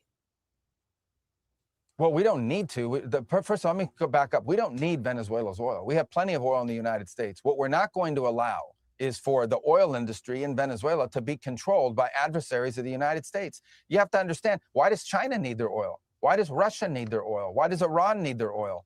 They're not even in this continent. This is the Western Hemisphere. This is where we live. And we're not going to allow the Western Hemisphere to be a base of operation for adversaries, competitors, and rivals of the United States. Have specific oil We companies. also want to see that oil and the proceeds from it. Hold on. We want to see the oil proceeds of that country benefit the people of Venezuela. Why have 8 million people left Venezuela? 8 million, the single largest mass migration probably in modern history, left Venezuela in 2014 because all the wealth of that country was stolen to the benefit of Maduro and his cronies in the regime, but not to the benefit of people of Venezuela. You know how? Okay. So maybe there's nothing here to disagree with. Maybe what he's describing here is all accurate. But boy, that sounds a lot like what happened to the American people, doesn't it? That sounds an awful like our wealth was stolen and redistributed and given to the rich and the wealthy, and we lost control of our own manufacturing and resources. I mean, gee, that sounds like what's happened to America. So again, if we can go in and capture Maduro, why can't we capture Alejandro Mayorkas? If we can go in here and save a foreign country that's been looted, its people have been looted and robbed and enslaved by its political class, why can't we do that to America? Why can't we save our own country first? So why are we saving other countries before we save our own? Isn't that the ultimate question? Destabilizing 8 million migrants is the number one fear that Brazil has. That Who destabilizes migrants that then flood into the West? Again, you're describing America here, Secretary Rubio. Colombia has, that all these countries in the region have about what's happening in Venezuela and our involvement is they're afraid of another mass migration event. That's what they fear. This is deeply destabilizing stuff. And now Secretary Noem has come out and said, yes, we will take Venezuelans into the country. And all the Venezuelans apparently celebrating in the streets, waving their Venezuelan flags. They're not going back. They're all staying here too. But of course, there is no conspiracy here that Israel had anything to do with it. There's no proof of that. Nobody's saying that. So don't even bother, right? Don't even bother. Except here is the ambassador to Israel. What happens in Venezuela, what happens in Israel, everything's connected. Iran. First off, let me ask you this, Ambassador, your reaction when you saw what happened with the military and law enforcement operation in Venezuela. Well, my first reaction, Rob, was to say, praise the Lord and thank you, President Trump. A lot of people may not make the connection as to why this matters to us in the Middle East. What they don't know is that Hezbollah is... This is so crazy. I'm sorry to pause this, and I'll start it back off with Huckabee. Folks, this is so crazy. You watched these MAGA sycophants and these Israel firsters or these ignoramuses on the right. They say, you just think Israel's tied into everything. Folks, the ambassador of Israel is telling you Israel is tied into things. Trump is telling you Israel is tied into everything. Trump is telling you Israel should own Congress. Trump is telling you that his top donors are all Israel first. These are literally things that the administration is telling you that you love so much. You love this administration. You're in a cult for this administration now. They're the ones saying this stuff. So when they say it, you either ignore it or you love it. But when I say it, I'm somehow the bad guy. I'm somehow a hater. I've somehow gone crazy. They're the ones saying it. I'm the messenger. I'm showing you what they're saying. So it's just, this has to be one of the craziest things that we've witnessed. This has to be one of the craziest things that we've witnessed. I can literally say exactly what Huckabee says, exactly what Rubio says, exactly what Trump says. And when I say it, I get attacked by the right wing. But when Huckabee or Rubio or Trump says it, they're told how great they are, even though we say the exact same thing. And by the way, that is the psychological tell that these people are in a cult. When somebody from outside of the cult says the exact same thing that somebody inside of the cult says, and they respond differently to it, there's your proof they're in the cult. So you just think everything's tied into Israel. You just think everything leads back to Israel. No, I'm telling you what the ambassador to Israel just said, and that's what he believes. Rob, was to say, praise the Lord and thank you, President Trump. A lot of people may not make the connection as to why this matters to us in the Middle East. What they don't know is that Hezbollah is very active in Venezuela. There has been a 20-year partnership between Iran and Venezuela under both the two previous dictators. The ties are deep, and Hezbollah operates in 12 different countries throughout South America. It is not just a threat in the Western Hemisphere. So they're going to be they're going to overthrow 12 countries now, is what he just told you. It is a threat to the Middle East. So for the president to go after Venezuela, and why do I care about that? Why do I care about that again? Oh, that's right, because Israel runs our country. Oh, no, that's a conspiracy theory, even though here's Huckabee admitting it. Deals with narco-terrorism and the many deaths of Americans who are killed by the poison of drugs. It is going to make life for those of us living. Killed by the poison of drugs? You mean like big pharma drugs? You mean like the COVID vaccines? Or do you mean like free people that choose to ingest a drug? It's their own personal choice, which I don't support that, but they are the ones that choose to do these drugs. And that will always exist, by the way, no matter what you do. In the Middle East, much better, much safer to take Maduro out, to recognize that Hezbollah is active here, targeting not just Jewish people in all over South America, but using those tentacles to ultimately reach into the United States. This is good news for America, good news for the world. Incredible. We're taking out a bad guy in Venezuela. Okay. All right. Tell me, who's done more things to harm America? Barack Obama or Nicolas Maduro? Ooh. Who's betrayed the American people? Who's committed more crimes against the American people? Joe Biden or Nicolas Maduro? Ooh. Alejandro Mayorkas or Nicolas Maduro?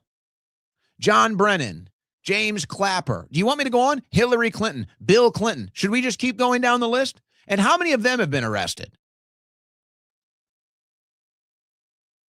Oh, but we got a bad guy in Venezuela. Okay, when are we going to get the bad guys in America? I'm sorry, I don't live in Venezuela. I don't have any interest in going to Venezuela.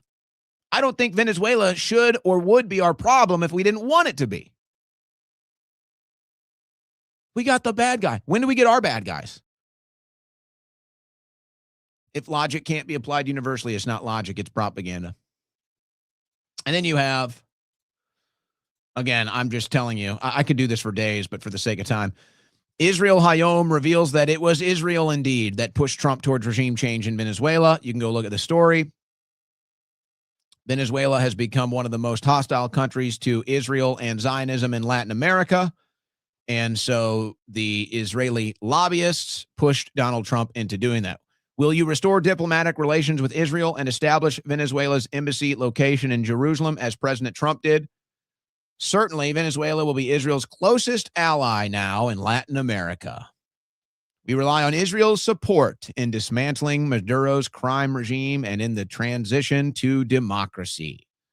There you go. The Venezuelan people deeply admire Israel and will always defend its right to live in peace without threat to its existence. There you go.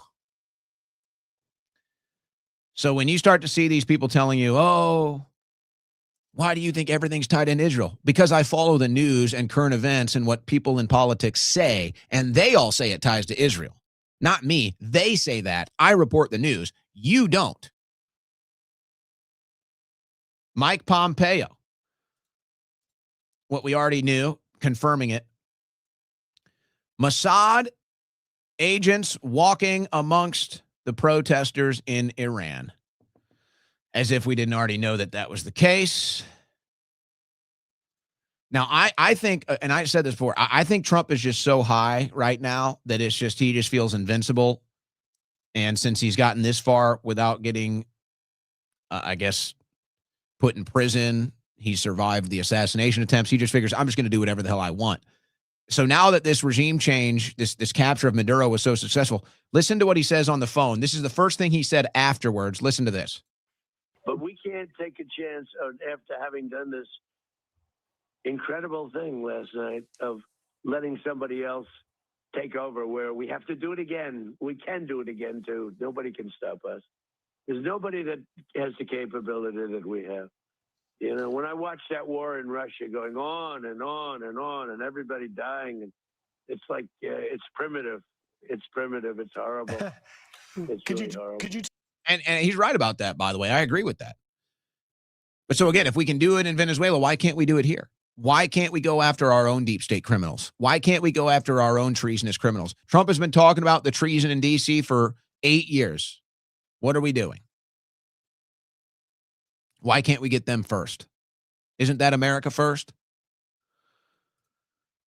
Now, Tulsi Gabbard is getting some heat. I don't necessarily think it's fair, but here's why.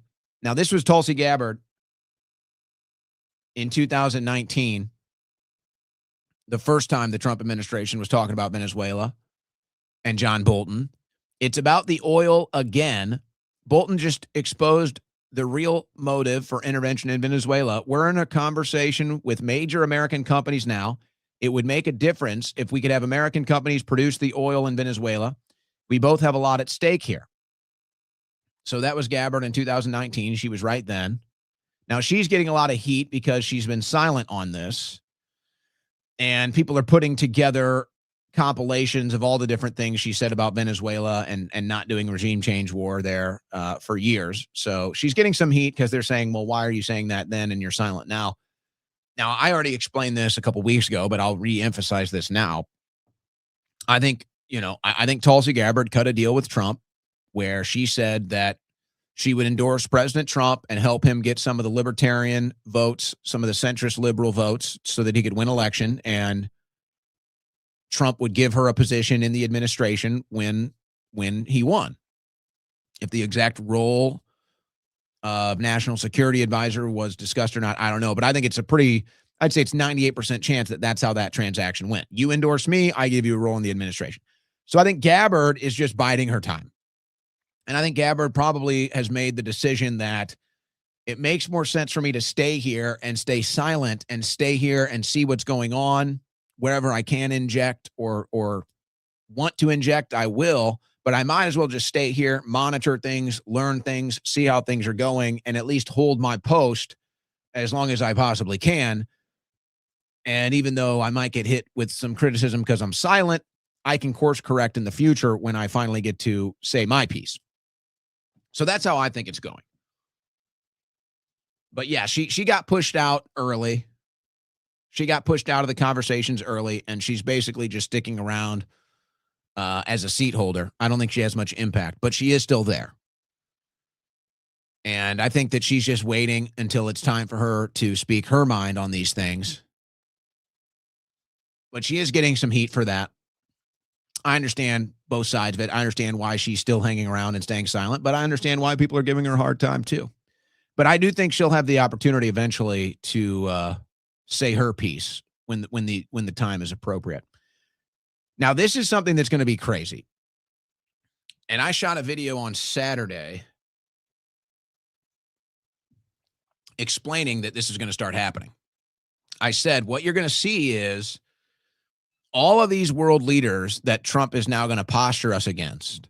They're all going to come out and they're all going to sound like Trump when he was campaigning. And they're all going to talk about how we have a deep state, how we have foreign and special interests that run our country and run these regime change wars, and they run it for oil. These are all the things MAGA used to say. These are all the things Trump used to say. Well, now the foreign leaders like Putin and Maduro, and now the Colombian president, Petro, now they're all saying it, but they're our enemy. So now the people that Trump is going to take out of power are warning us about our own deep state and foreign and special interests that run it and that run regime change wars for oil. This is one of the craziest things you're ever going to see. Maduro has said it. Putin has said it. Now Petro is saying it. Others will be coming out and saying it soon too. Now you could say they're just saying that to cater to us and maybe even propagandize us. And yet they are right, though. It is true. There is a deep state that runs these wars, and they're still in power. And now the people that Trump is trying to take out are the ones warning us about our own deep state. This is one of the craziest developments we've seen now as we enter 2026. Here it is with the captions. Un clan de pedófilos quiere acabar la democracia en Colombia. A clan of pedophiles. He's saying a clan of pedophiles run DC, folks. Duro, sí. Pero ahí está la realidad. Y para que no salga la lista, entonces nos envían acorazados a matar pescadores de esta ciudad. And now he's saying, and they're trying to distract us from the Epstein pedophile list by running regime change wars and bombing fishermen boats. Y amenazar al vecino. So anyway, for the sake of time, we'll pull that down. But there you go. So again, you can believe him or trust him. I'm not telling you to, but listen to what he says. There is a deep state in America run by pedophiles, special and foreign interests, and they run these wars. Do you disagree with that? Because that was a cornerstone of MAGA. That was a cornerstone of original MAGA and of 2024 MAGA. We all talked about the deep state. We all talked about the pedophiles. That was mainstream MAGA. Now the foreign leaders that are talking about this, Trump wants to remove them from power. I'm not even going to bother trying to wrap my head around that. Let's just take that for what it is. Now here's Trump. What happened to Trump? What happened to this Donald Trump? The world would be better off with Saddam Hussein 100%. and Gaddafi in power. 100%. Now, as far as Assad is concerned, What about the human rights abuses? Let's talk. Well, you don't think they're happening now? They're worse now than they ever were. People are getting their heads chopped off. They're being drowned. Right now, they're far worse than they were ever under Saddam Hussein or Gaddafi. And it all blew up around Hillary Clinton and around Barack Obama. It all blew up. Now, one thing about Assad, not a good guy. I understand that. We have to rebuild our country. Our country's falling to pieces. We have 19 trillion in debt. We have infrastructure that's a disaster. Our roadways, our airports, our schools, everything. We have to start thinking about ourselves. We're pouring trillions of dollars into the Middle East, and we have nothing for it. We have nothing. What happened to that Donald Trump? That's the Donald Trump I elected. That's the America First Donald Trump. That's the goated Donald Trump. What happened to that Trump that tells the truth, tells it like it is, and puts America first and tells the American people how things really work? What happened to that Donald Trump? I agree with everything he said, and so did all of MAGA. Here's some more. We're going to run the country until such time as we can do a safe, proper, and judicious transition. Our current strategy of nation building and regime change is a proven absolute failure. We will break the cycle of regime change. We must abandon the failed policy of nation building and regime change that Hillary Clinton pushed in Iraq, in Libya, in Egypt, and in Syria. Regime change takes chaos. You've seen how that works over the last 20 years. That hasn't been too good. Not a reckless interventionist globalism. We're getting out of the nation building business. We're going to stay until such time as the proper transition can take. So there you go. His own words. You can try to justify that. He can try to justify that. The people that still support all this can try to justify that. I'm just showing you, there it is right there. Clearly something has changed. Clearly the Donald Trump that said those things and ran on those issues is not our president now. So you can try to figure out why, wrap your head around it, but there it is. Here's one more for you, just to add the cherry on top. And I could do this for an hour, by the way, but we'll just add one little sprinkle on top here. We are finally putting America first. Our policy of never-ending war, regime change, and nation building is being replaced by the clear-eyed pursuit of American interests. Clear-eyed pursuit of American interests. Well, it's definitely not clear-eyed anymore, and I'm not so sure it's in America's interests either. Now, you had this, which tells you whose interest it is in. Finance industry eyes investment opportunities in Venezuela. So it's BlackRock, State Street. It's all the same central banks. It's all the same donor class. It's all the same 1% of the 1%. It's all the same people. And they're going to go into Ukraine after that. They're going to go into Gaza after that. And now they're going to go into Venezuela after this. And Trump is giving it to them. This is the globalists that we used to run against. These are the globalists that we used to bang heads with. This is the corrupt centralization of power and the corporate world government that we used to rage against and rally against. And now everybody loves it. Now everybody's for it. Okay. All right. Let's just tell it like it is. And that's what it is. And then, by the way, it's funny. There's these people, because I'm always consistent here. You always get consistency from me. You can have at it on social media with me for a couple of rounds, and then I say, I'm not doing this on social media. You got to come on the show. And so there's 3 people now that are afraid of me. Cam Higbee gave up after I beat him in a social media debate. Laura Loomer, she's ghosted me now after I asked her to come on the show. Max Nordau, who constantly follows everything I do, probably tuned in right now. Hi, Max. Do you enjoy the view? Sorry, I know it's not my best hair day, Max. I know you're probably tuned in to stare at me and drool over me, but I didn't do my hair too much today. So I apologize to you, Max. You're probably having a hard time because I don't look my best today. Sorry, it's a Monday. All these people attack me all day long, and they're all scared of me. None of them will face me one-on-one. I wonder why that is. What are you guys so scared of? If I'm such a moron, if I'm so low class, if I'm so low brow, if I'm so low information, why are you guys running from me? All right, aside from that little thing. And look, I don't know. I'd probably still get along with Laura as a friend. I don't know. But I have to say it's disgusting. MAGA has now become exactly what the radical left was, folks. It's the exact same thing. It's just on the different side of the political spectrum. They're filled with hate. They're filled with vitriol. They are nasty, disgusting people. And if you want the proof, look at what they're doing to Marjorie Taylor Greene. And I'll just pull this up for your own reference. Marjorie Taylor Greene, who is one of the last good members of Congress, but she doesn't want to put Israel first, so naturally Laura Loomer has to attack her. Or she's not in the Trump cult, so Laura Loomer has to attack her. So she's celebrating because MTG is out. This is a horrible day for America. This is a horrible day for America first. Losing MTG is a horrible day. But it's good for the Zionists. It's good for the Israel loyalists. So here she is celebrating that MTG is out. And Loomer, as psychotic as she is, she's now in. So Loomer is in. MTG, rational, grounded, America first, she's out. But folks, whatever, I expect that from Laura. Go into the replies here and look at how sick these people have become. Look at how sick MAGA has become. And you're going to go look at this stuff and you're going to say, this is exactly what we got from the radical left. Exactly, folks. The woke right is the same as the woke left. These are the same people. They have the same psychology.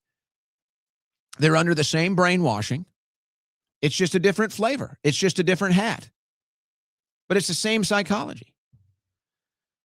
And so, hey, fine. You have a political disagreement with MTG and you're glad that she's gone because she won't put Israel first. Fine. But folks, go look at how disgusting these people are. Go look at how sick and psychotic these people are and the things that they say about MTG, who's one of the last good people in Congress. It's really sad. It's really sad. Now, this is from 2009. This is a documentary from Israel. This is the president of Israel in 2009 talking about Venezuela.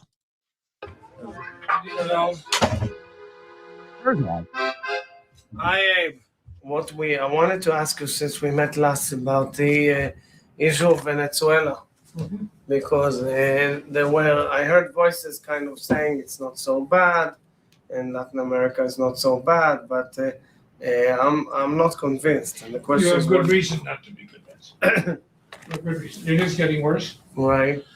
And little by little, as long as oil money works. I'm told that by our experts, it's the only, except for Iran, it's the only government propagated anti-Semitism today around the world. It's already Formally. Right. This is First quite within scary. the country and then outside. So are you pressing in any way?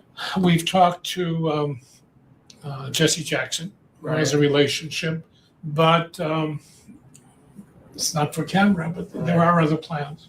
We'll talk about it in a minute. Oh, there you go. Israel has been planning to overthrow Iran and Venezuela since 2009. There's your proof. But if I say that, I'm crazy for thinking everything ties into Israel and goes back to Israel, even though here's more evidence, even though all the proof, all the evidence is right there in front of you, and I'm showing it to you. Is that not enough? Would you like some more? Okay, fine. I have more from you. This is also from 2009. Same year, 2009, Congressman James Traficant. Is a democracy and is our ally. Yes, they are. Explain to me what you see as, why you target or why you have a grudge against the Israelis. The grudge is not necessarily a grudge. It's an objective assessment that no one will have the courage to speak about. This may be you don't want to hear. I don't know. And I certainly don't want to hurt you on your show. You have one of the best. You're fair. But I believe that Israel has a powerful stranglehold on the American government. They control both members of the House and the Senate. They have us involved in wars of which we have little or no interest. Our children are coming back in body bags. Our nation is bankrupt over these wars. And if you open your mouth, you get targeted. And if they don't beat you at the poll, they'll put you in prison. They're controlling much of our foreign policy. They're influencing much of our domestic policy. Wolfowitz, as Undersecretary of Defense, manipulated President Bush #2 back into Iraq. They pushed definitely to try and get Bush before he left to move into Iran. We're conducting an expansionist policy of Israel, and everybody's afraid to say it. They control much of the media. They control much of the commerce of the country, and they control powerfully both bodies of the Congress. They own the Congress. Are you anti-Semite? No, I'm not. That's exactly what they're going to say. We have a one-sided foreign policy in the Mideast, and we've alienated Arabs who have no way of fighting. So what they've done, and I predicted this on the House floor, is they would export violence to America, and they have. They have no other way to fight. I'm saying this to you right now. Israel gets approximately $15 billion a year from the American taxpayers. That $15 billion is $30,000 for every man, woman, and child. People in my district are losing their pension benefits. And he died 4 years after that in a car accident. Both of those clips are from 2009.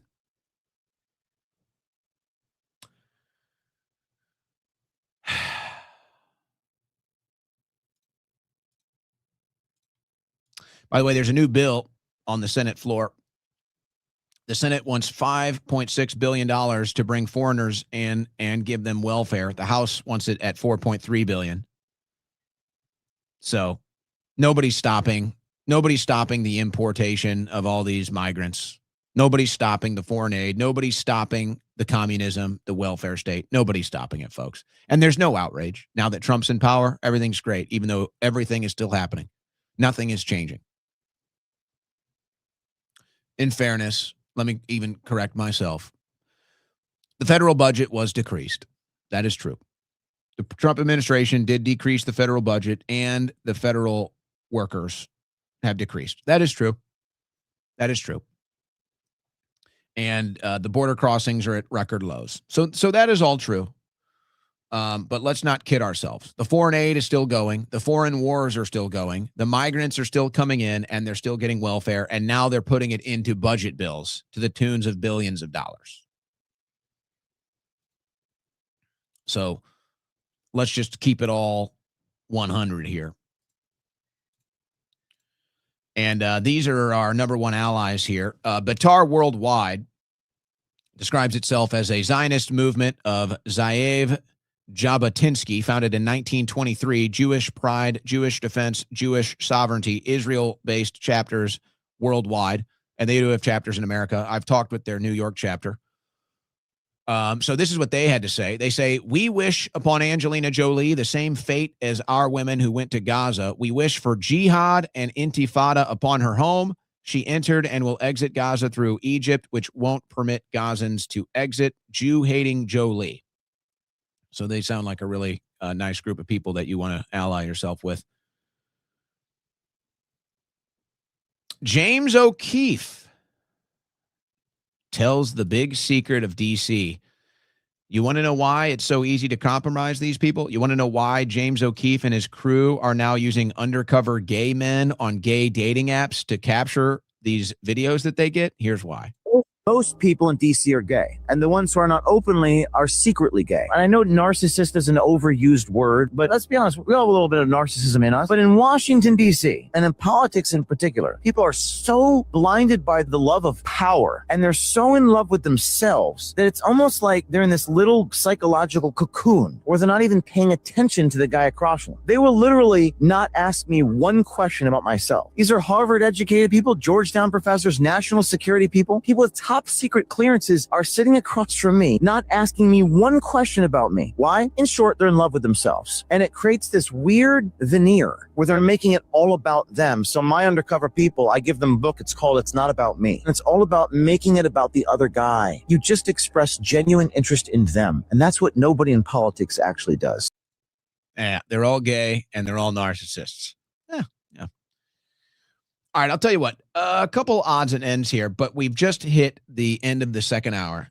So let's close out this hour. Let's come back, take some super chats, take some phone calls. Second hour of the Owen Report is now in the books. You're listening to the Owen Report on the Win Network.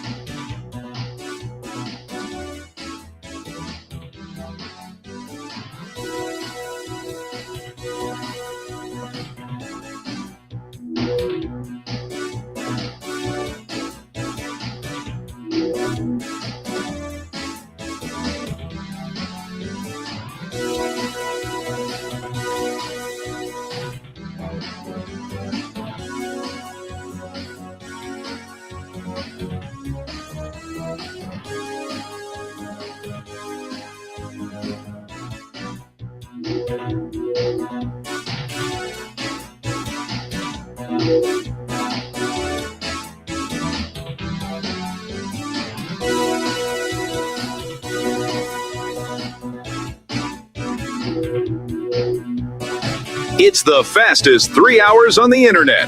It's the Owen Report with Owen Schroyer.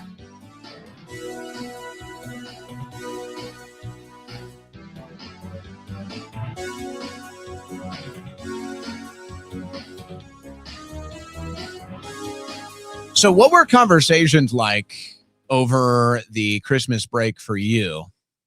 Christmas parties, New Year's parties, everything in between. What were those conversations like? What were people talking about?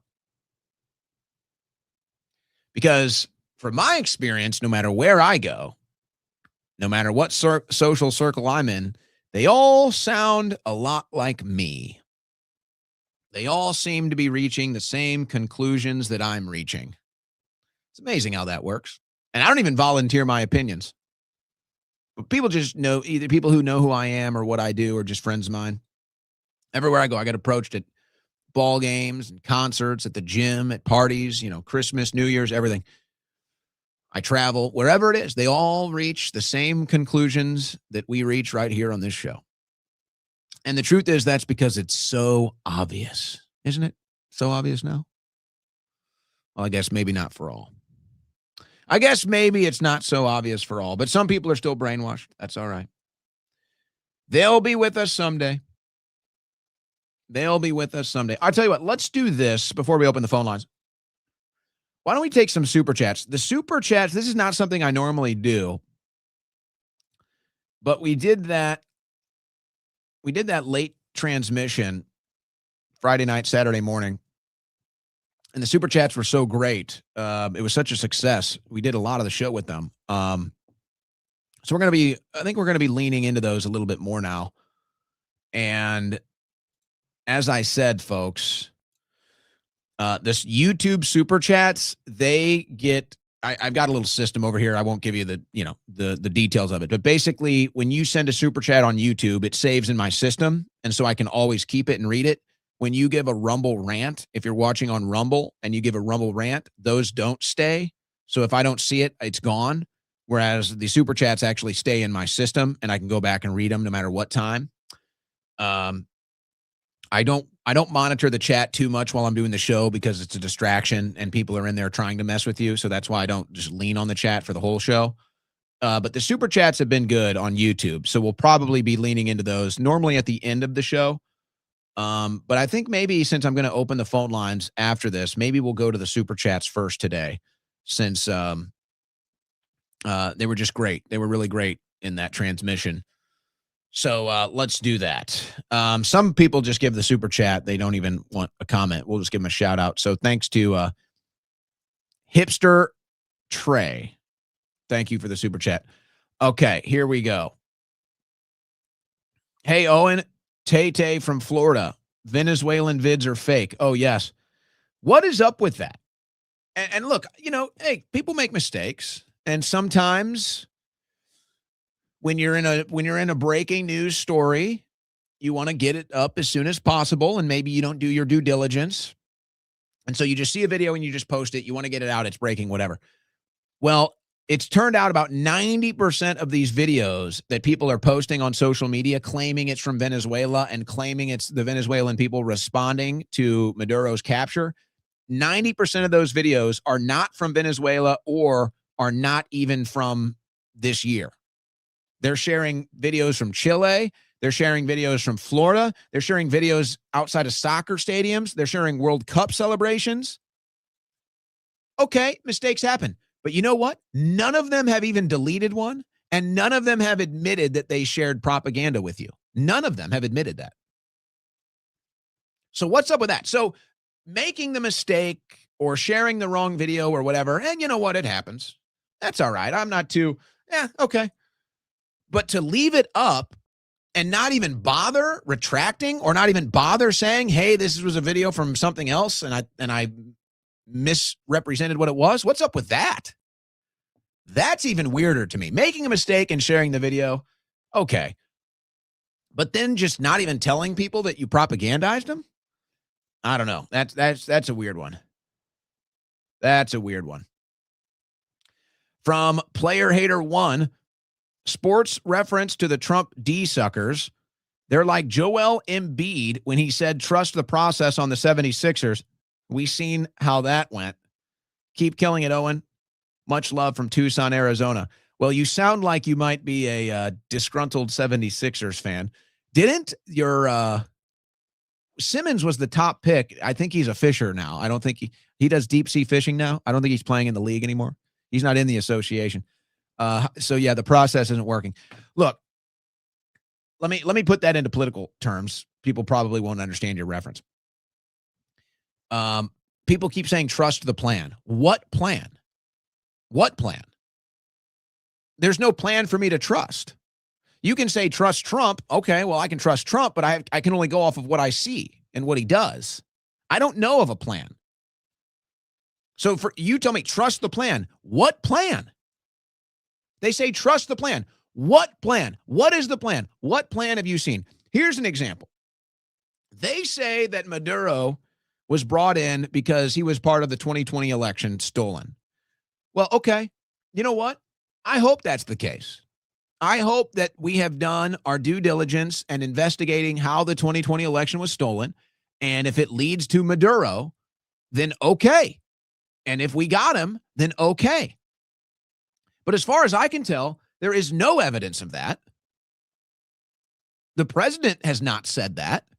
None of the indictment documents are stating that. So where are you getting this from? Trust the plan. What plan? What are you talking about? What plan do you know of? Who's told you of said plan? Did Trump say anything about Maduro being connected to the 2020 stolen election? No. Do the indictment documents have anything about the 2020 election in them? No. So what are you talking about? Now, again, if this stuff comes out and that ends up being the case, then I will report on it. And I will tell you that. There is no evidence that I can show on this transmission that that is the case. None. So what am I supposed to do? Come out to my audience and say, they're arresting Maduro for stealing the 2020 election. Well, what evidence do you have of that? None. Okay. Is that what you want me to do? So I don't know of any plan. I don't know what plan they're talking about. And as far as I can see, there has been no official statement or indication that this has anything to do with the 2020 stolen election. And here's the other thing. Folks, we already know what they did to steal the election. You don't need to go to Venezuela. You don't even need to look at the voting machines. Now, you can have problems with the voting machines, and you can talk about how they are corrupted or can be corrupted, and I'm right there with you. No, they violated the state constitution in 5 states. And they violated the Constitution so that they could do mail-in ballots and that they could count illegal votes. And then there were people that just closed the doors and just were counting the same votes over and over again. That's how Joe Biden got 80 million votes. So we don't even need to look outside of the country to find out where the election fraud happened. It all happened right here. Now, there could have been voting machine issues and other factors too, but we already know what happened right here, and there's been nothing done. So I'm sick of this thing where they say, oh, trust the plan, or, oh, this is supposed to be that. When I have any evidence of that, I will tell you. Okay? But I have no evidence of that. So I'm not going to sell something to my audience that I have no evidence of. I'm not going to do that here. So the day that any of these plans are revealed, the day that they come out and say, all right, Maduro was part of the steal of 2020, I will tell you that's what's happening. But nobody has said that. There is no official statement. It's not in the indictment documents, and I don't know of any plan. But I do understand why people go with this stuff, because it's so unbelievable, the level of betrayal from Trump. And so it's easier to deny that there's any betrayal and to believe in some secret magical plan than it is to swallow the hard pill that Trump is not the guy we elected, and he's not the same Trump from 2016. So for some, I guess that's a harder pill to swallow.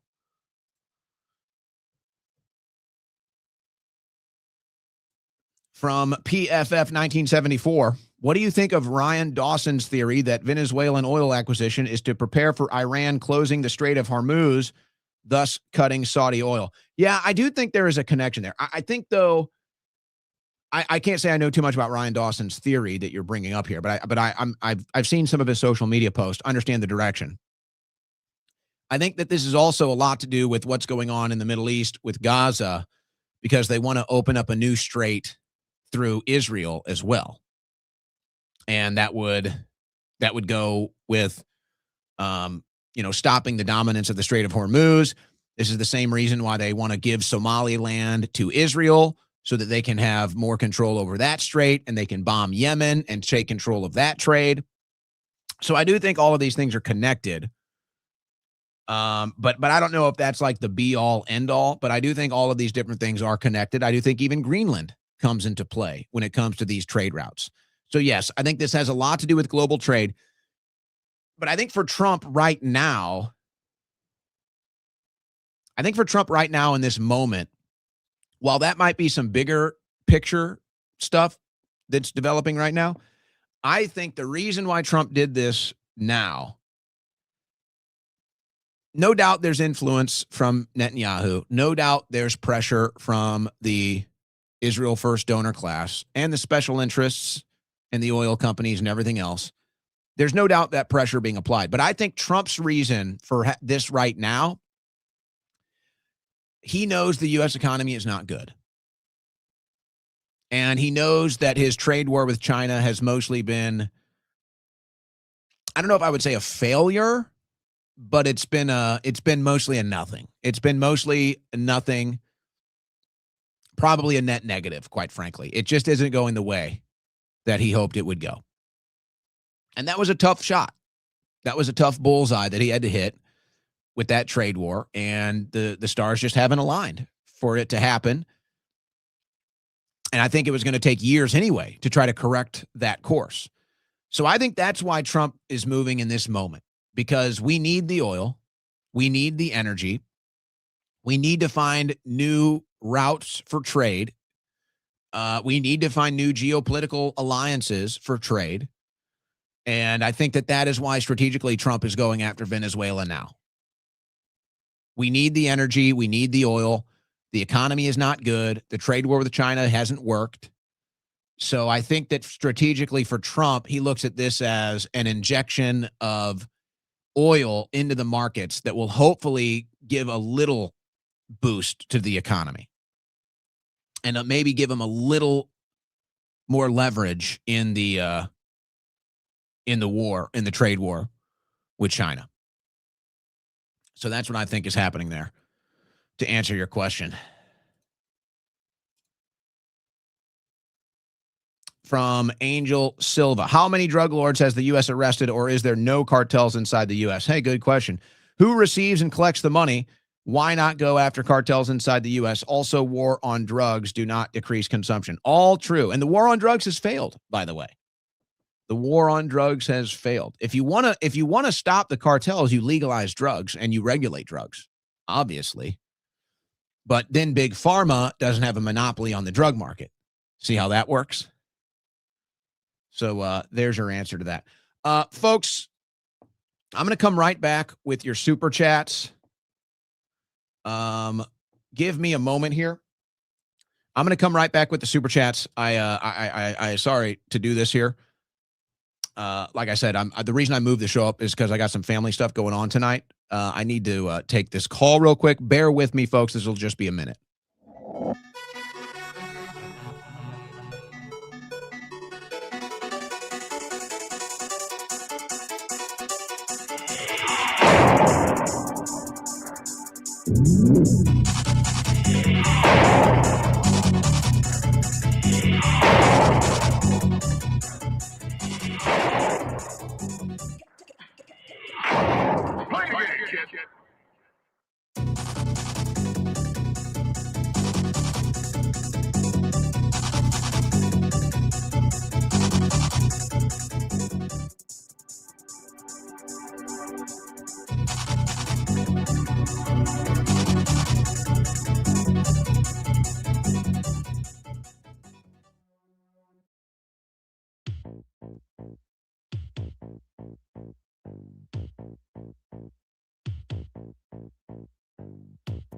Ladies and gentlemen, your new home for political play-by-play, The Owen Report.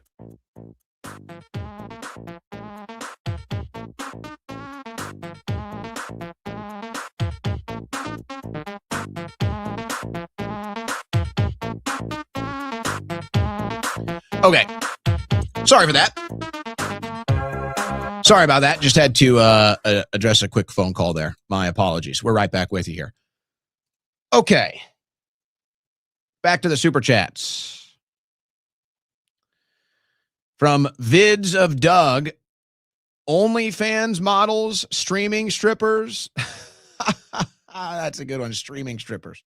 Okay. I was wondering what the word for that should be. Streaming strippers. That's a good one. We're going to stick with that. Streaming. What did I say it? Online hookers, internet hookers. Streaming strippers is that's a better one. We'll go with that one. I like that. From Chardon, can you bring on Professor Jiqin Jiang? I'm not sure I'm familiar with him. I'll have to check on that. But we're open for suggestions for guests. So we'll look into Professor Jiqin Jiang. Robert Bickerstaff. Thank God Charlie Kirk is out of the way to protest Trump putting boots on the ground in Iran. Yeah. Charlie was against the regime change wars pretty loudly. But see, here's the thing, folks. And there's a couple of accounts on X that are dedicated to this. The one has the SpongeBob profile picture. It says, what is the name of that account? It's like, didn't you say this or something like that? There's another guy that's collecting receipts on this. Folks, a lot of these right-wingers, a lot of these Trump supporters that are in favor of the war in Iran and are in favor of the war in Venezuela, you can go back and find their posts.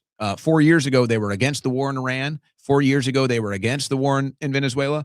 While Trump was campaigning in 2024, they were all against regime change wars. The internet's forever. Their posts are up on the internet right now. So all of them were against regime change in Iran, against regime change in Venezuela, against regime change wars. They even said it publicly, posted it, and now all of a sudden they're all for it.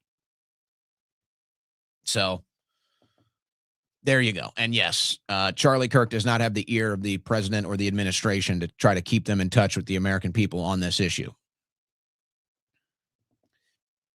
And I think a lot of people suspect maybe that's why he's not with us anymore, quite frankly. from Chris Holly. Michael Wilds, the lawyer doing OnlyFans visa, and his father, who started the O1B visas, Leanne Wilds, are of the tribe. You're saying they're Jewish, is what you're saying. Well, I don't know much about them, but I'm pretty sure the CEO or founder of Owner or OnlyFans, or at least one of them, is a top donor of AIPAC. I'm pretty sure that OnlyFans is responsible for a lot of AIPAC money. So maybe that's why, because they make a bunch of money off of this, and that's how lobbying works, so it wouldn't surprise me. And by the way, the number one market for OnlyFans is the United States of America. So if the lobbyists look at that and they say, hey, our internet strippers, our social media strippers, if they can't get these visas, they can't get access to the U.S. markets, we're losing money. So they lobby President Trump to open the visas for the internet strippers, and then bing, bong, bang, there you go. And if they're funding AIPAC, well, then that's really all you need to know, isn't it? Robert Bickerstaff, why is the United States ambassador saying us in the Middle East?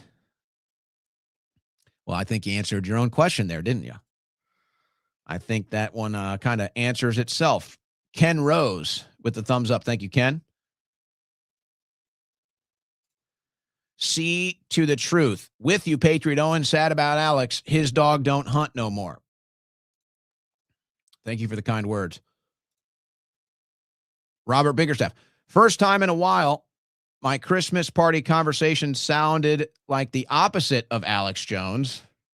What a fall from grace. Man, we went through all of 25 without having to deal with this stuff, but I guess now it's inevitable.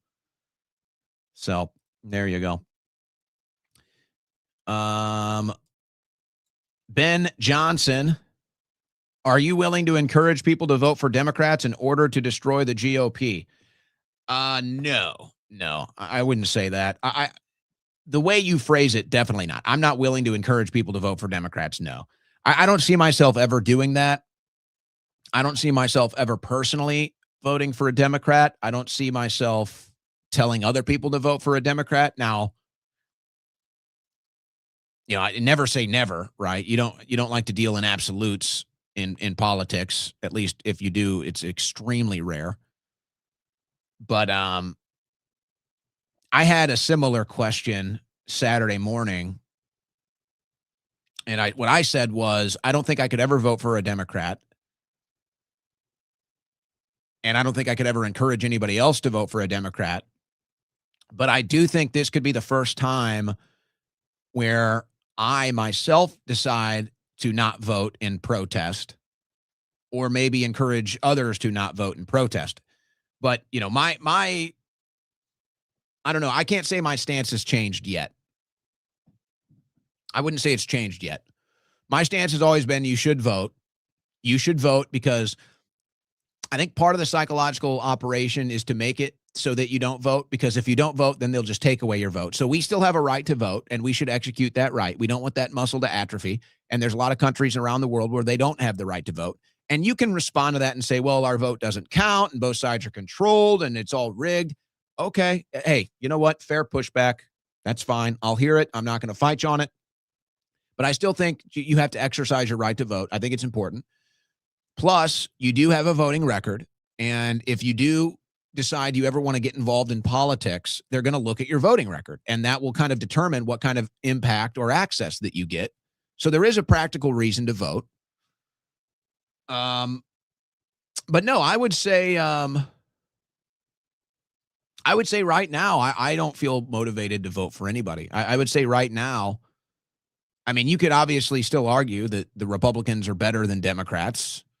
You could argue that if it's a better of two evils, then, go out and vote Republican. And maybe that's true. When you get issue items, that's really what's important to vote for. We just blocked here in Austin, Texas, another increase of our property taxes. So that was nice. So I don't think, we'll see. We'll see. Right now, I still say you should vote. You can vote for whoever you want. I'm not going to tell you to vote for a Democrat. It's hard for me to tell anybody to vote for a Republican right now. You got to make up your own mind. But I will say right now, this could be the first election cycle where I'm considering of not voting out of protest. Now you think bigger picture here, and you have to say, what are the consequences of letting the Democrats get back in power?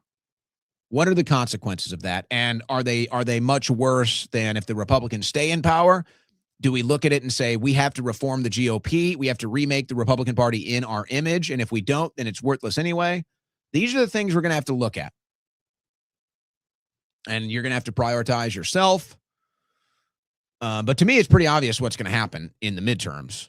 The Democrats are going to run on, well, they're going to run against bad foreign policy. They're going to run against the unpopular foreign policy of every administration, by the way. But it'll probably be specifically directed at Israel this midterm.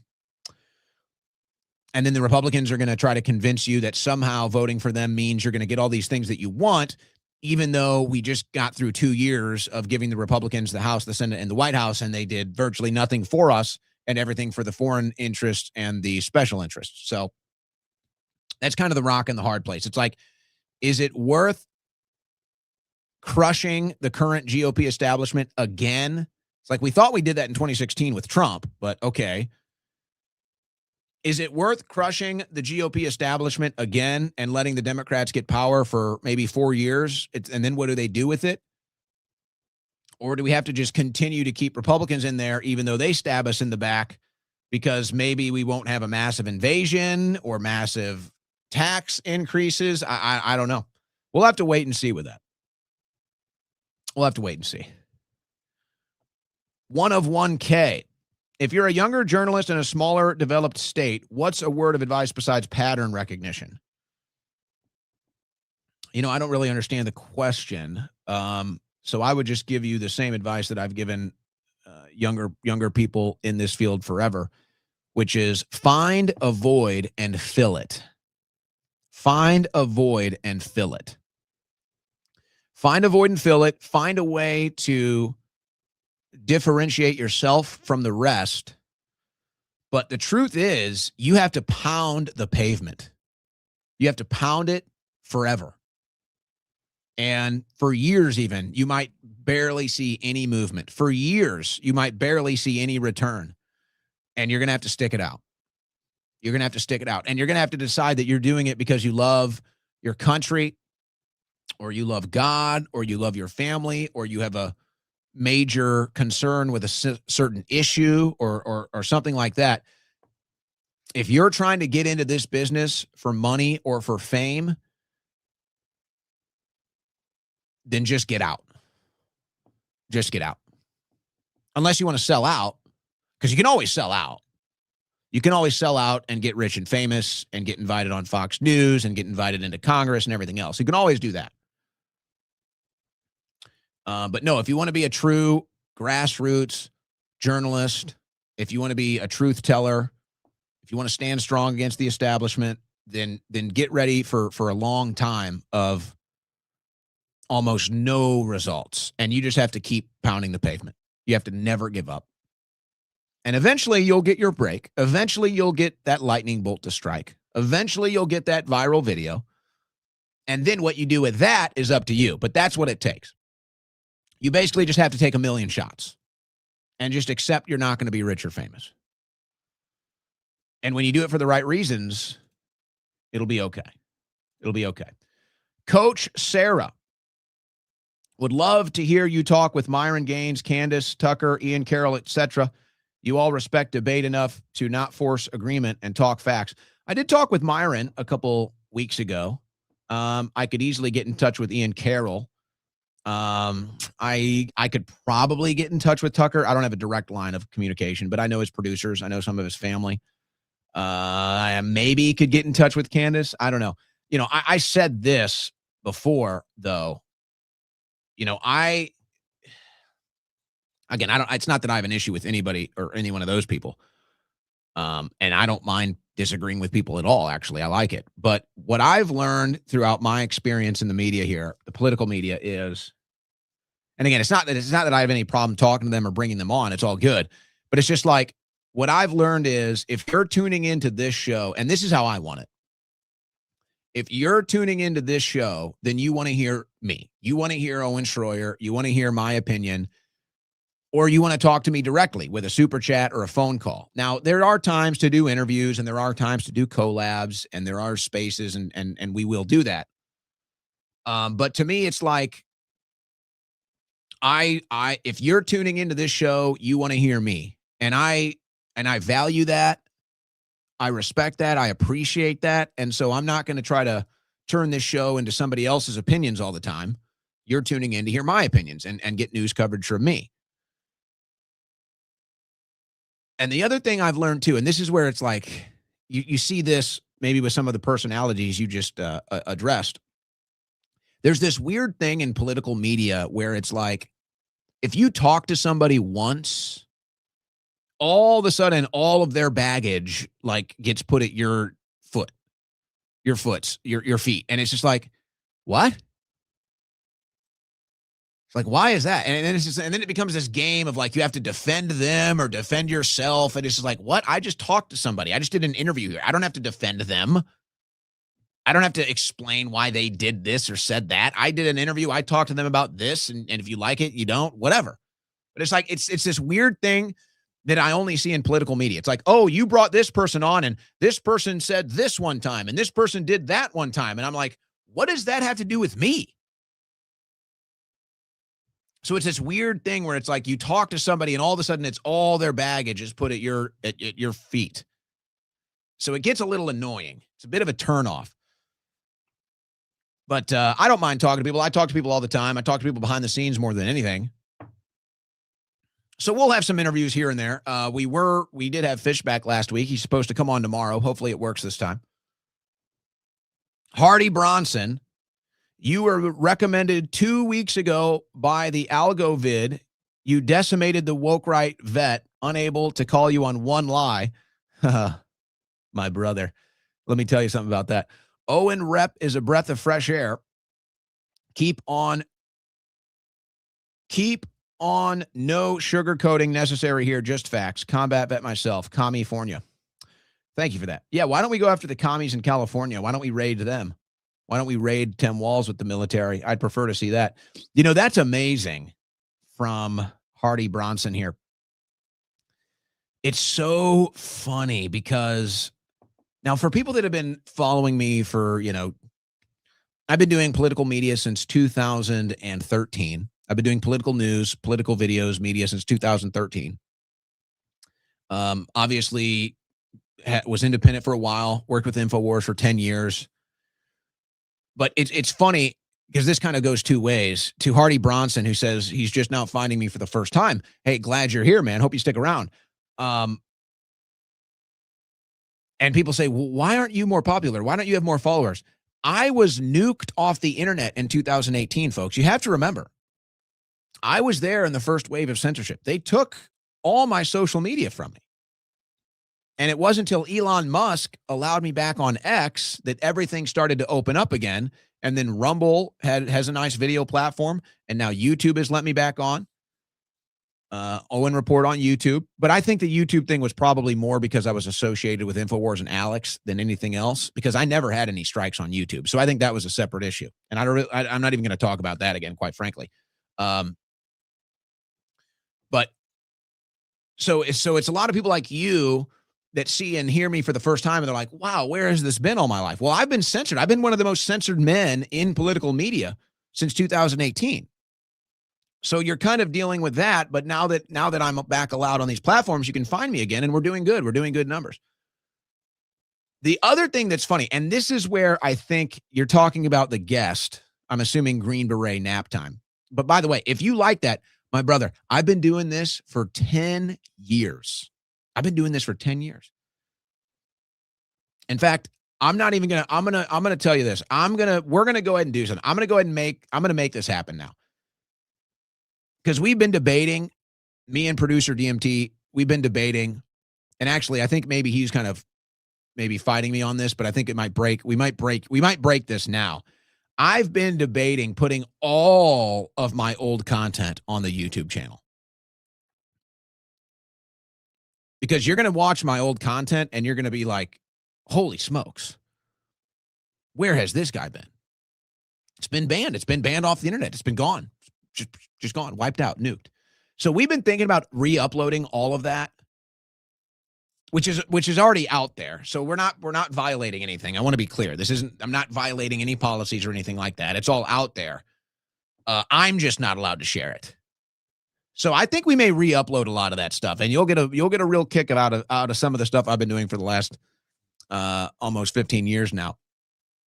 But the other side of that is, I have the Green Beret nap time guy on, and I think that these people that don't really know who I am and all they can do is look at my X account that just got reestablished in September of 23, I believe. So they don't really understand. They think I'm some sort of a novice.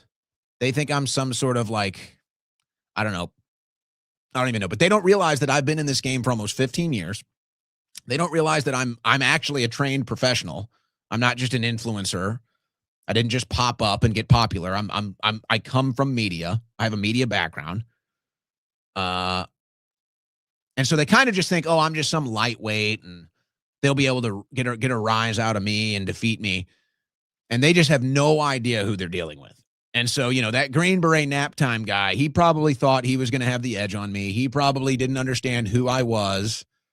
And he learned pretty quick, though, didn't he? I'd say he learned that one pretty quick. That's how it's been, my brother. That's how it's been. Gwee Lou, thank you for the super chat. No comment. Just wanted to send me a super chat. All right, so there we go. Let's do phones. Let's do phones for the last 20 minutes of today's show. Man, I love you guys. Can I just say I love you guys. Love you guys in the chat. Thank you for following on Rumble. Thank you for following on X. Thank you for following on YouTube. Don't forget, we have the audio-only transmissions. They get uploaded every day after the live show. iTunes, iHeartRadio, and Spotify. If you just want to listen in your car, listen at the gym, whatever, just go to one of those three platforms, and you can find the Owen Report there as well. So there you go. All right. I just love you guys. We just have such a great time. It's just so good to be with you guys again. Okay, here we go. Phone lines open. 747-200-5560. 747-200-5560. Remember, guys, I pick up, you're on the air. I ask you your name. I ask you where you're from. But you're on the air. And just in case you're trying to call in, folks, it is really hard to call into this show. It is really hard to get through. When you hear somebody hang up, that means a line is open. That's your opportunity to call. Of course, there's a little bit of a delay there, so it's not a perfect practice. But if you're trying to call in and you keep getting busy signal, that's just because the lines are filled. It's a very hard show to get in. I'm sorry for that. That's just how it is. I run this whole thing myself. And so when you're running phone lines yourself, there's really only so much you can do. But don't give up. We try to take as many calls as possible. And if you really want to get in, eventually we will get your call. So first caller of the show. What's your name? Where are you from? This is Albert from Pennsylvania. All right. What do you got, fake Albert? All right. Well, it's real quick. Just want to let you know that I like the content so far, but do you plan on going a little bit more vertical with your direction? Because a lot of the talk lately, this is honest critique. It's not like a dig. I love your content on one, but can you go a little bit more vertical with the talking points and just more solution-oriented talking points? I just feel that things are getting too horizontal and too circular, and we're getting too lost in the weeds. Give me an example. Give me an example. Well, we know our government is corrupt, and we know all the Israel and all this other stuff like that, but it's redundant. So what are the possible viable solutions to actually getting these situations in our generation specifically? I don't really have any hope for, the boomers and all these other older generations, but for our generation, how do we actually turn the tides to where we can actually have a place that's for us and that meets our needs and that actually... So let me respond to that. I think that I could say it's a fair criticism. You say, well, You don't offer any solutions. I disagree with that notion. I don't think this is like we're not doing a problem, reaction, solution type of show. This is a news show. I cover news, and I do political play-by-play and color commentary. But I think, there's solutions mixed in with it. But generally speaking, my response here is I want informed people. I want people to be as informed as possible. I want them to be as healthy as possible. I want there to be an upward synchronization between information, health, and vision so that people can make better decisions, understand the world that they live in better, and improve themselves, and then make better decisions politically, locally, whatever, with their lives. So I get what you're saying. I hear that a lot. It's just a bunch of complaining and all this stuff. Well, I just cover news, okay? I cover news. I do political play-by-play. I call it as I see it. And I just want people to be informed. I understand that most people out there, they don't have all this time during the day to read news and keep politically informed and updated on things. I understand that. So if you're going to spend 3 hours with me, if you're going to spend 3 hours a day, let's say you have 3 hours a day to listen to political news, consume political news, whatever. I want your 3 hours of investment here to be as informative, maybe inspirational, whatever it is, as possible. So that's my solution. I was once ignorant. I was once blind. I once trusted the media. I once trusted our government. Okay? That was on me. I was wrong. But I didn't know that there was other information out there. I didn't have anybody explain it to me. So I try to fill that void. So that's the void I try to fill. I don't want people to be misinformed. I don't want people to be disinformed. I want people to be informed. And I understand that not everybody is like me, and they can't dedicate their life to just following news and current events all day long like I do. So that's what I do, and then I give you 3 hours a day of that coverage and that breakdown, the best that I can. So I understand what you're saying, but I don't think the premise is entirely fair to say that, there are no solutions or that there's no vertical movement here. I think we have seen vertical movement, actually. I think we have seen success stories. And whether you think it's good or not, as a young conservative, Gwee Lou, as a young conservative, I've done with MAGA Republicans and are going to lose young conservatives that just won't vote. So it's like, I do a pretty good job of convincing people to see the things the way I see them. I bring the evidence, I bring the facts, I bring the opinion, I bring the context, and then you make up your mind. So I guess if you want to say that's not a solution, then fine. But hey, you're still here. You still pick up that phone and hit speed dial.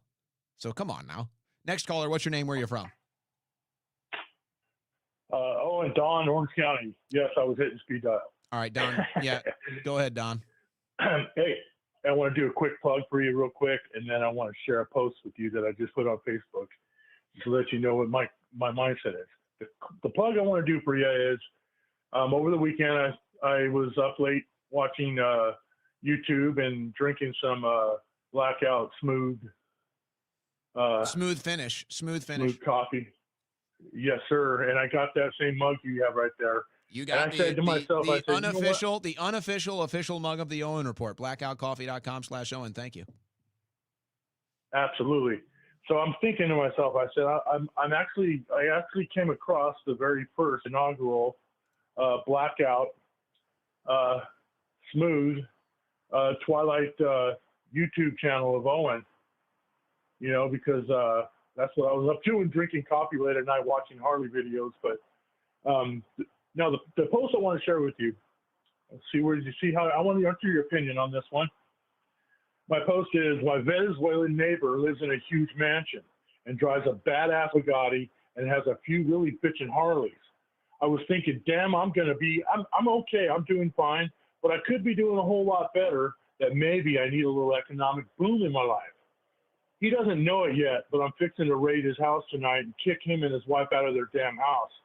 He wouldn't let me use his Bugatti, so I just said, how about I just take his shit and kick him out? So tonight I'm launching a covert operation. Maybe if I do it around dinner time, I can confiscate their Venezuelan meal as well. I'm just going to liberate the fuck out of them of all their shit.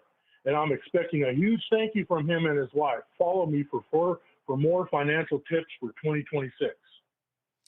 Well, that's an extreme. I'd say that's a rather extreme parallel. So I don't really know if that's the best. I understand the case that's trying to be made, and I'm right there along for the ride. But I think that that's probably not the best parallel to use. So, but you know what? I would say my takeaway from that is that people see through the double standards. They see through the nonsense. They see through the hypocrisy. They see through the say one thing and do the other, and they're just finding different ways of expressing their frustration with that. But there's no shortage of frustration. So that's my takeaway. Next caller, what's your name? Where you're from? Hey, Owen, it's Sarah from Florida again. You said Sarah? Sarah in Florida? Yeah, Sarah from Florida again. I talked to you a couple of days ago.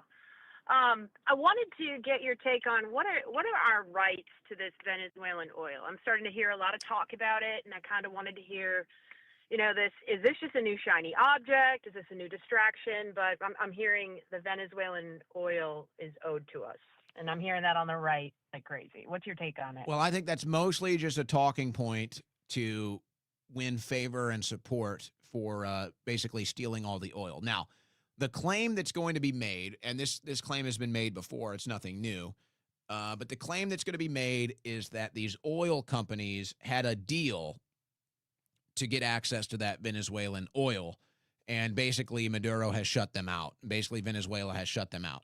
Now, this is one of those issues where basically people are just going to choose sides. Some people are going to say it's not our oil, it's Venezuela's oil. Some people are going to say it's the oil company's oil. They had a deal. Some people are going to say, well, why don't we just go take it because we're Americans and we just do this stuff. So I think you're going to get a mixed bag on that. I would say, I would put it like this.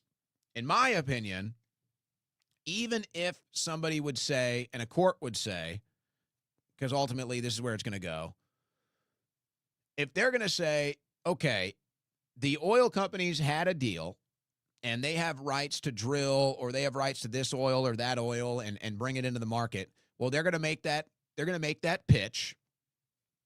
Then I think the question really is, so is it our military's job then to secure the oil?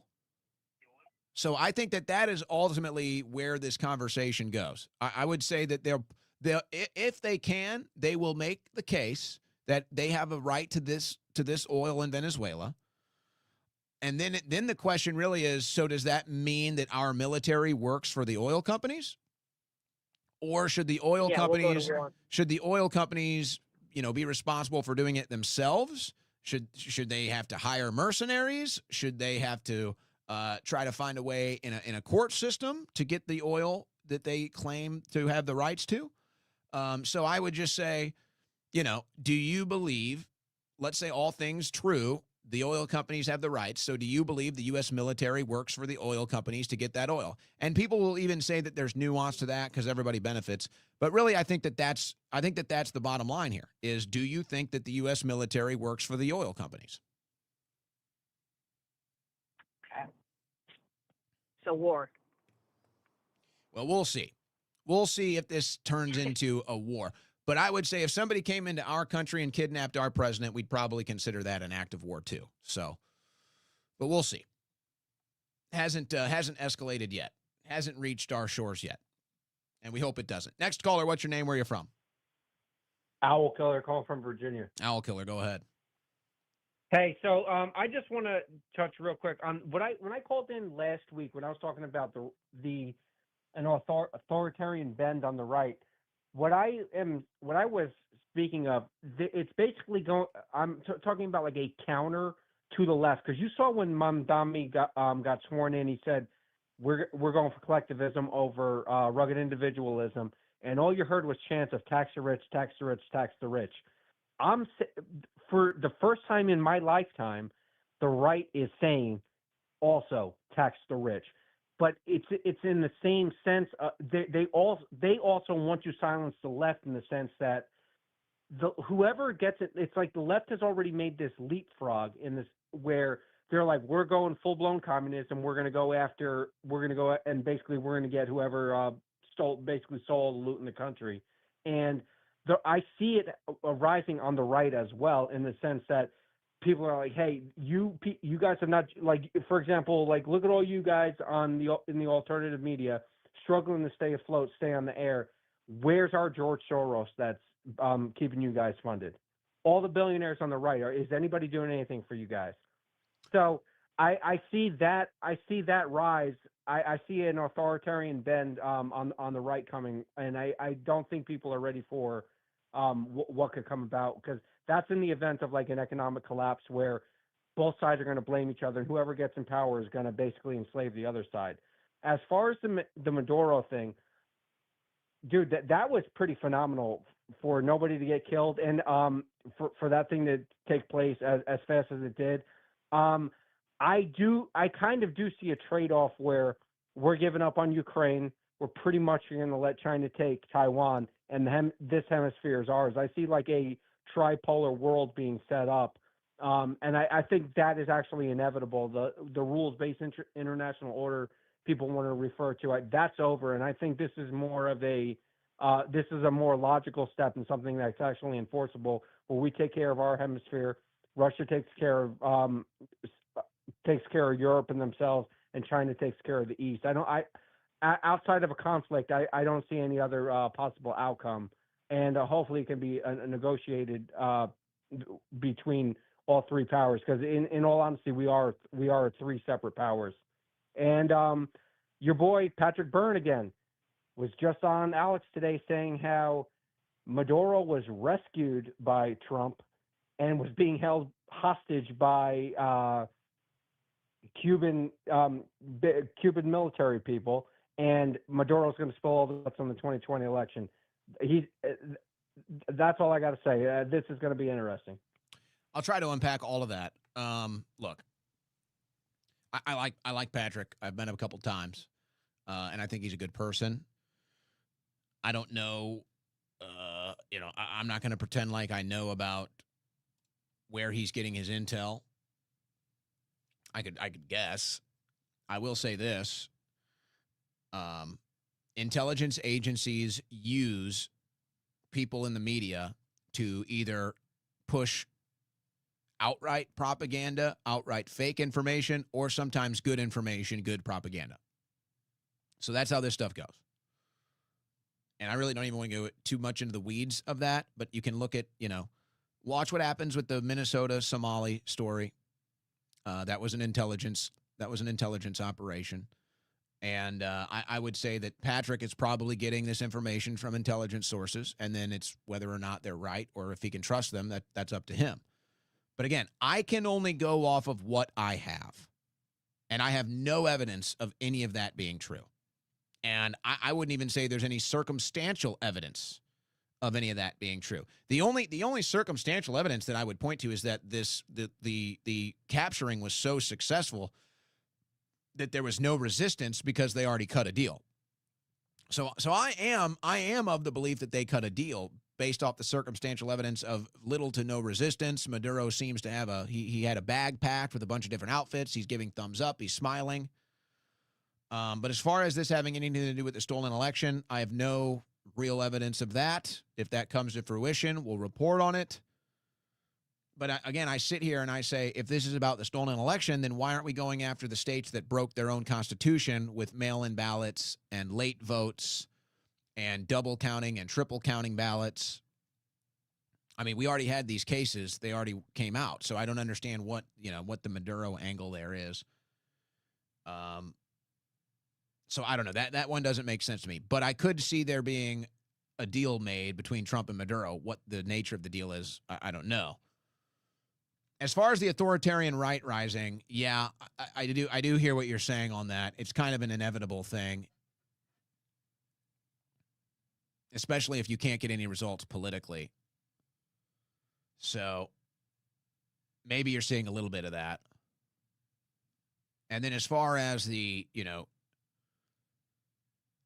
I see that, China takes Taiwan and Russia takes Ukraine, America takes the Western Hemisphere. It makes sense on paper. It sounds good on paper. It sounds like the puzzle pieces falling into place. I see a lot of people saying that, theorizing that. From my experience, these things never work like that. From my experience, these things never fall into place like that. So that's why I'm not really too gung-ho about that theory right now. It makes sense on paper. Like I said, it makes sense. The pieces all fit, and you can say, okay. But I'm not so sure. 2 reasons. One, I'm not so sure Trump can trust these world leaders, in all honesty. And I think a lot of these world leaders have figured out how to manipulate Trump, quite frankly.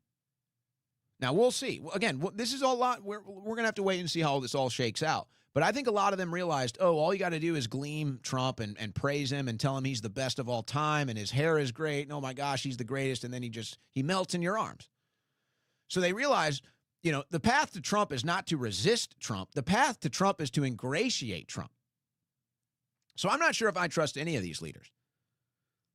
But I also don't think that strategically, and I think Trump realizes this. I don't think strategically we can let China have Taiwan right now. We don't have the production capacity to replace Taiwan right now. We just don't have it. And this is part of how the trade war with China has failed. And this effort to bring in the tariffs and bring manufacturing back has virtually been a nothing, guys. It's been a nothing. So I don't think we can sacrifice Taiwan right now. And as far as Russia getting Ukraine is concerned, these are deals that Trump already tried to work out with Ukraine, and it hasn't worked. And so the longer this deal goes and these things don't working, the less I think Russia is going to be inclined to cut a deal. I don't think Russia is going to be interested in cutting a deal with us. So that means that Trump would be willing to sacrifice $300 billion that we spent on this Ukraine war. And I'm not so sure he wants that. So I don't know. A lot of people connect these things. The pieces all fall into place. It never works like that in politics. And I'm just not so sure really it can work like that right now. I just don't think so. So no, I think this is Trump going in to get the oil. I think this is Trump, since he can't win the trade war with China, trying to find a new way to win the trade war by getting oil access and trade routes established that he can control, or America can control, or American companies can control. And I think at the larger picture, it's the special interests, mostly the special interests, but the foreign interests, that are trying to get as much land and resources and energy as possible before we enter the AI world, the quantum computing world, before we dive into this stuff and what it means for civilization. They're just aligning all of their assets and all of their resources in place that before we go into this world so that they remain in power no matter what happens. So that's kind of how I see all of that. EW6041, Mr. Schroyer, you offer the universal solution daily. Deep state arrests. That's true. That is true. The ultimate solution, you might say. All right, I think we're on the next caller. Is this a next caller? What's your name? Where you're from? Nathan Ball, Texas. All right. Go ahead. I just want to Yeah, go ahead.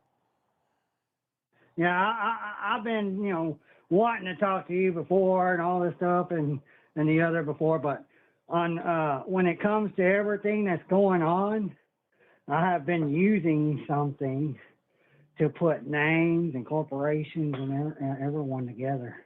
I know what we're under. I've got the info.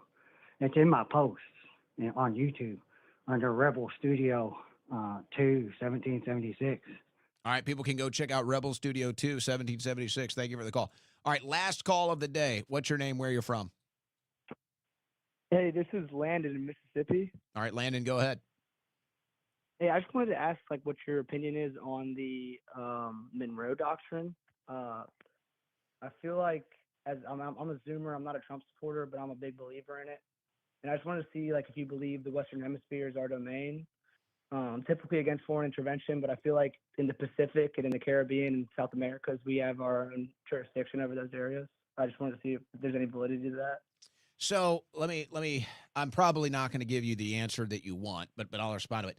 The Monroe Doctrine was U.S. foreign policy from the early 1800s, and while you could say that the idea remains, and that's fair, I think that I described it earlier as manifest destiny. I think more than anything as manifest destiny, but you can use the Monroe Doctrine if you want. Either way, it's kind of the same idea. It's like we're better than everybody else, and it's our destiny to free the world or to expand the American empire or the republic, whatever it is. It's all kind of the same idea.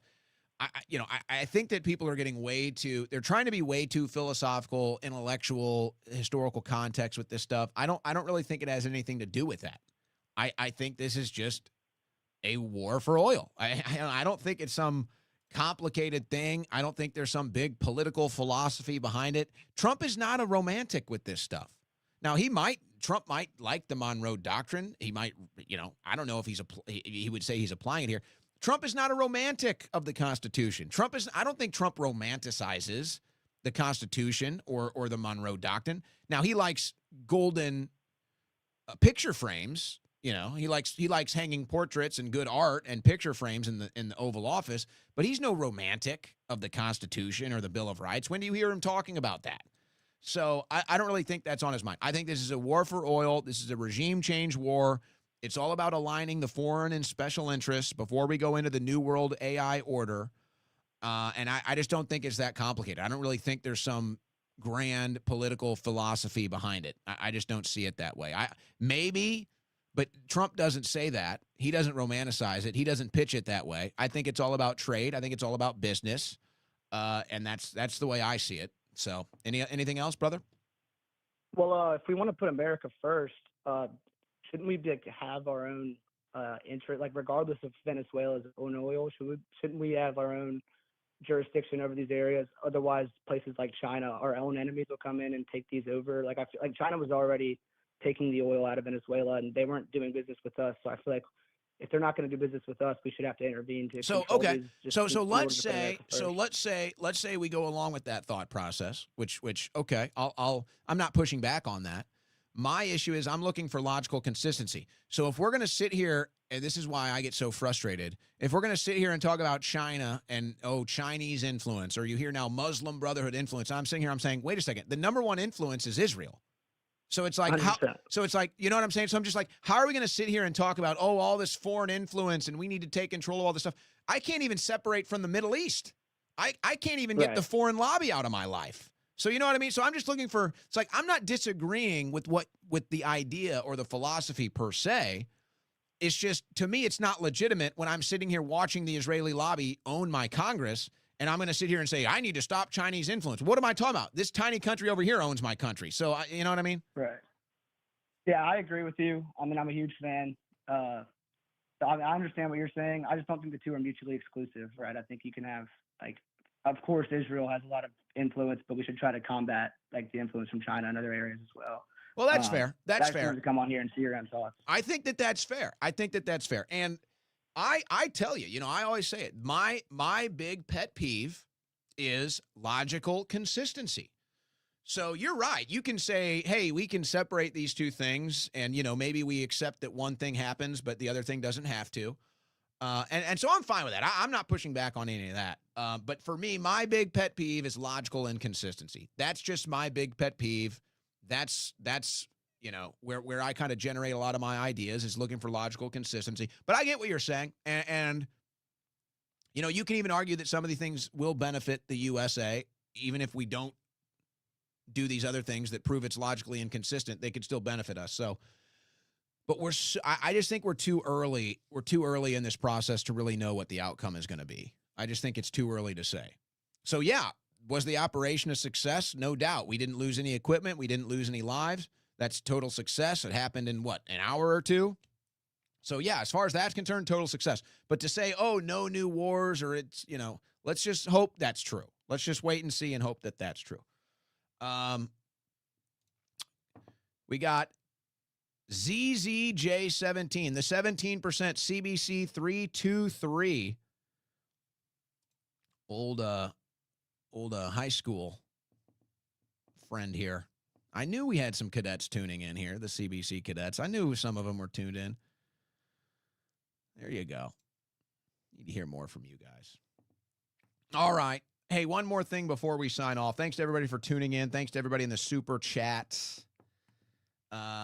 We went early today. We still go live 3 to 6 p.m. Central weekdays. We went early today because I need to hop out of here and get to a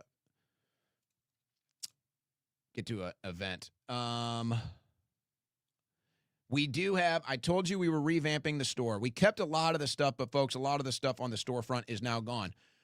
We will have some other new products up soon, but today, this is the new official polo for 2026. We'll have an Owen Report polo up eventually too. But the Win Network polo, the shirt I'm wearing today, is up right now at owenschroyer.store. So the other polos are now gone. This polo is now up. The Win Network polo is now available at owenschroyer.store, as well as some other stuff is still up there. And we're going to be putting some new merchandise up there before the end of the week as well. So stay tuned there at owenschroyer.store. All right, there we go. We kick off the week. We kick off what is going to be a crazy week, isn't it? Of course it is. Seems like every week is now. But that does it for today. God bless to everybody. Thank you, everybody, for tuning in. We'll see you tomorrow. It's actually going to be a 22-hour break. This time, a 22-hour break. And then we'll be back tomorrow. God bless. Godspeed.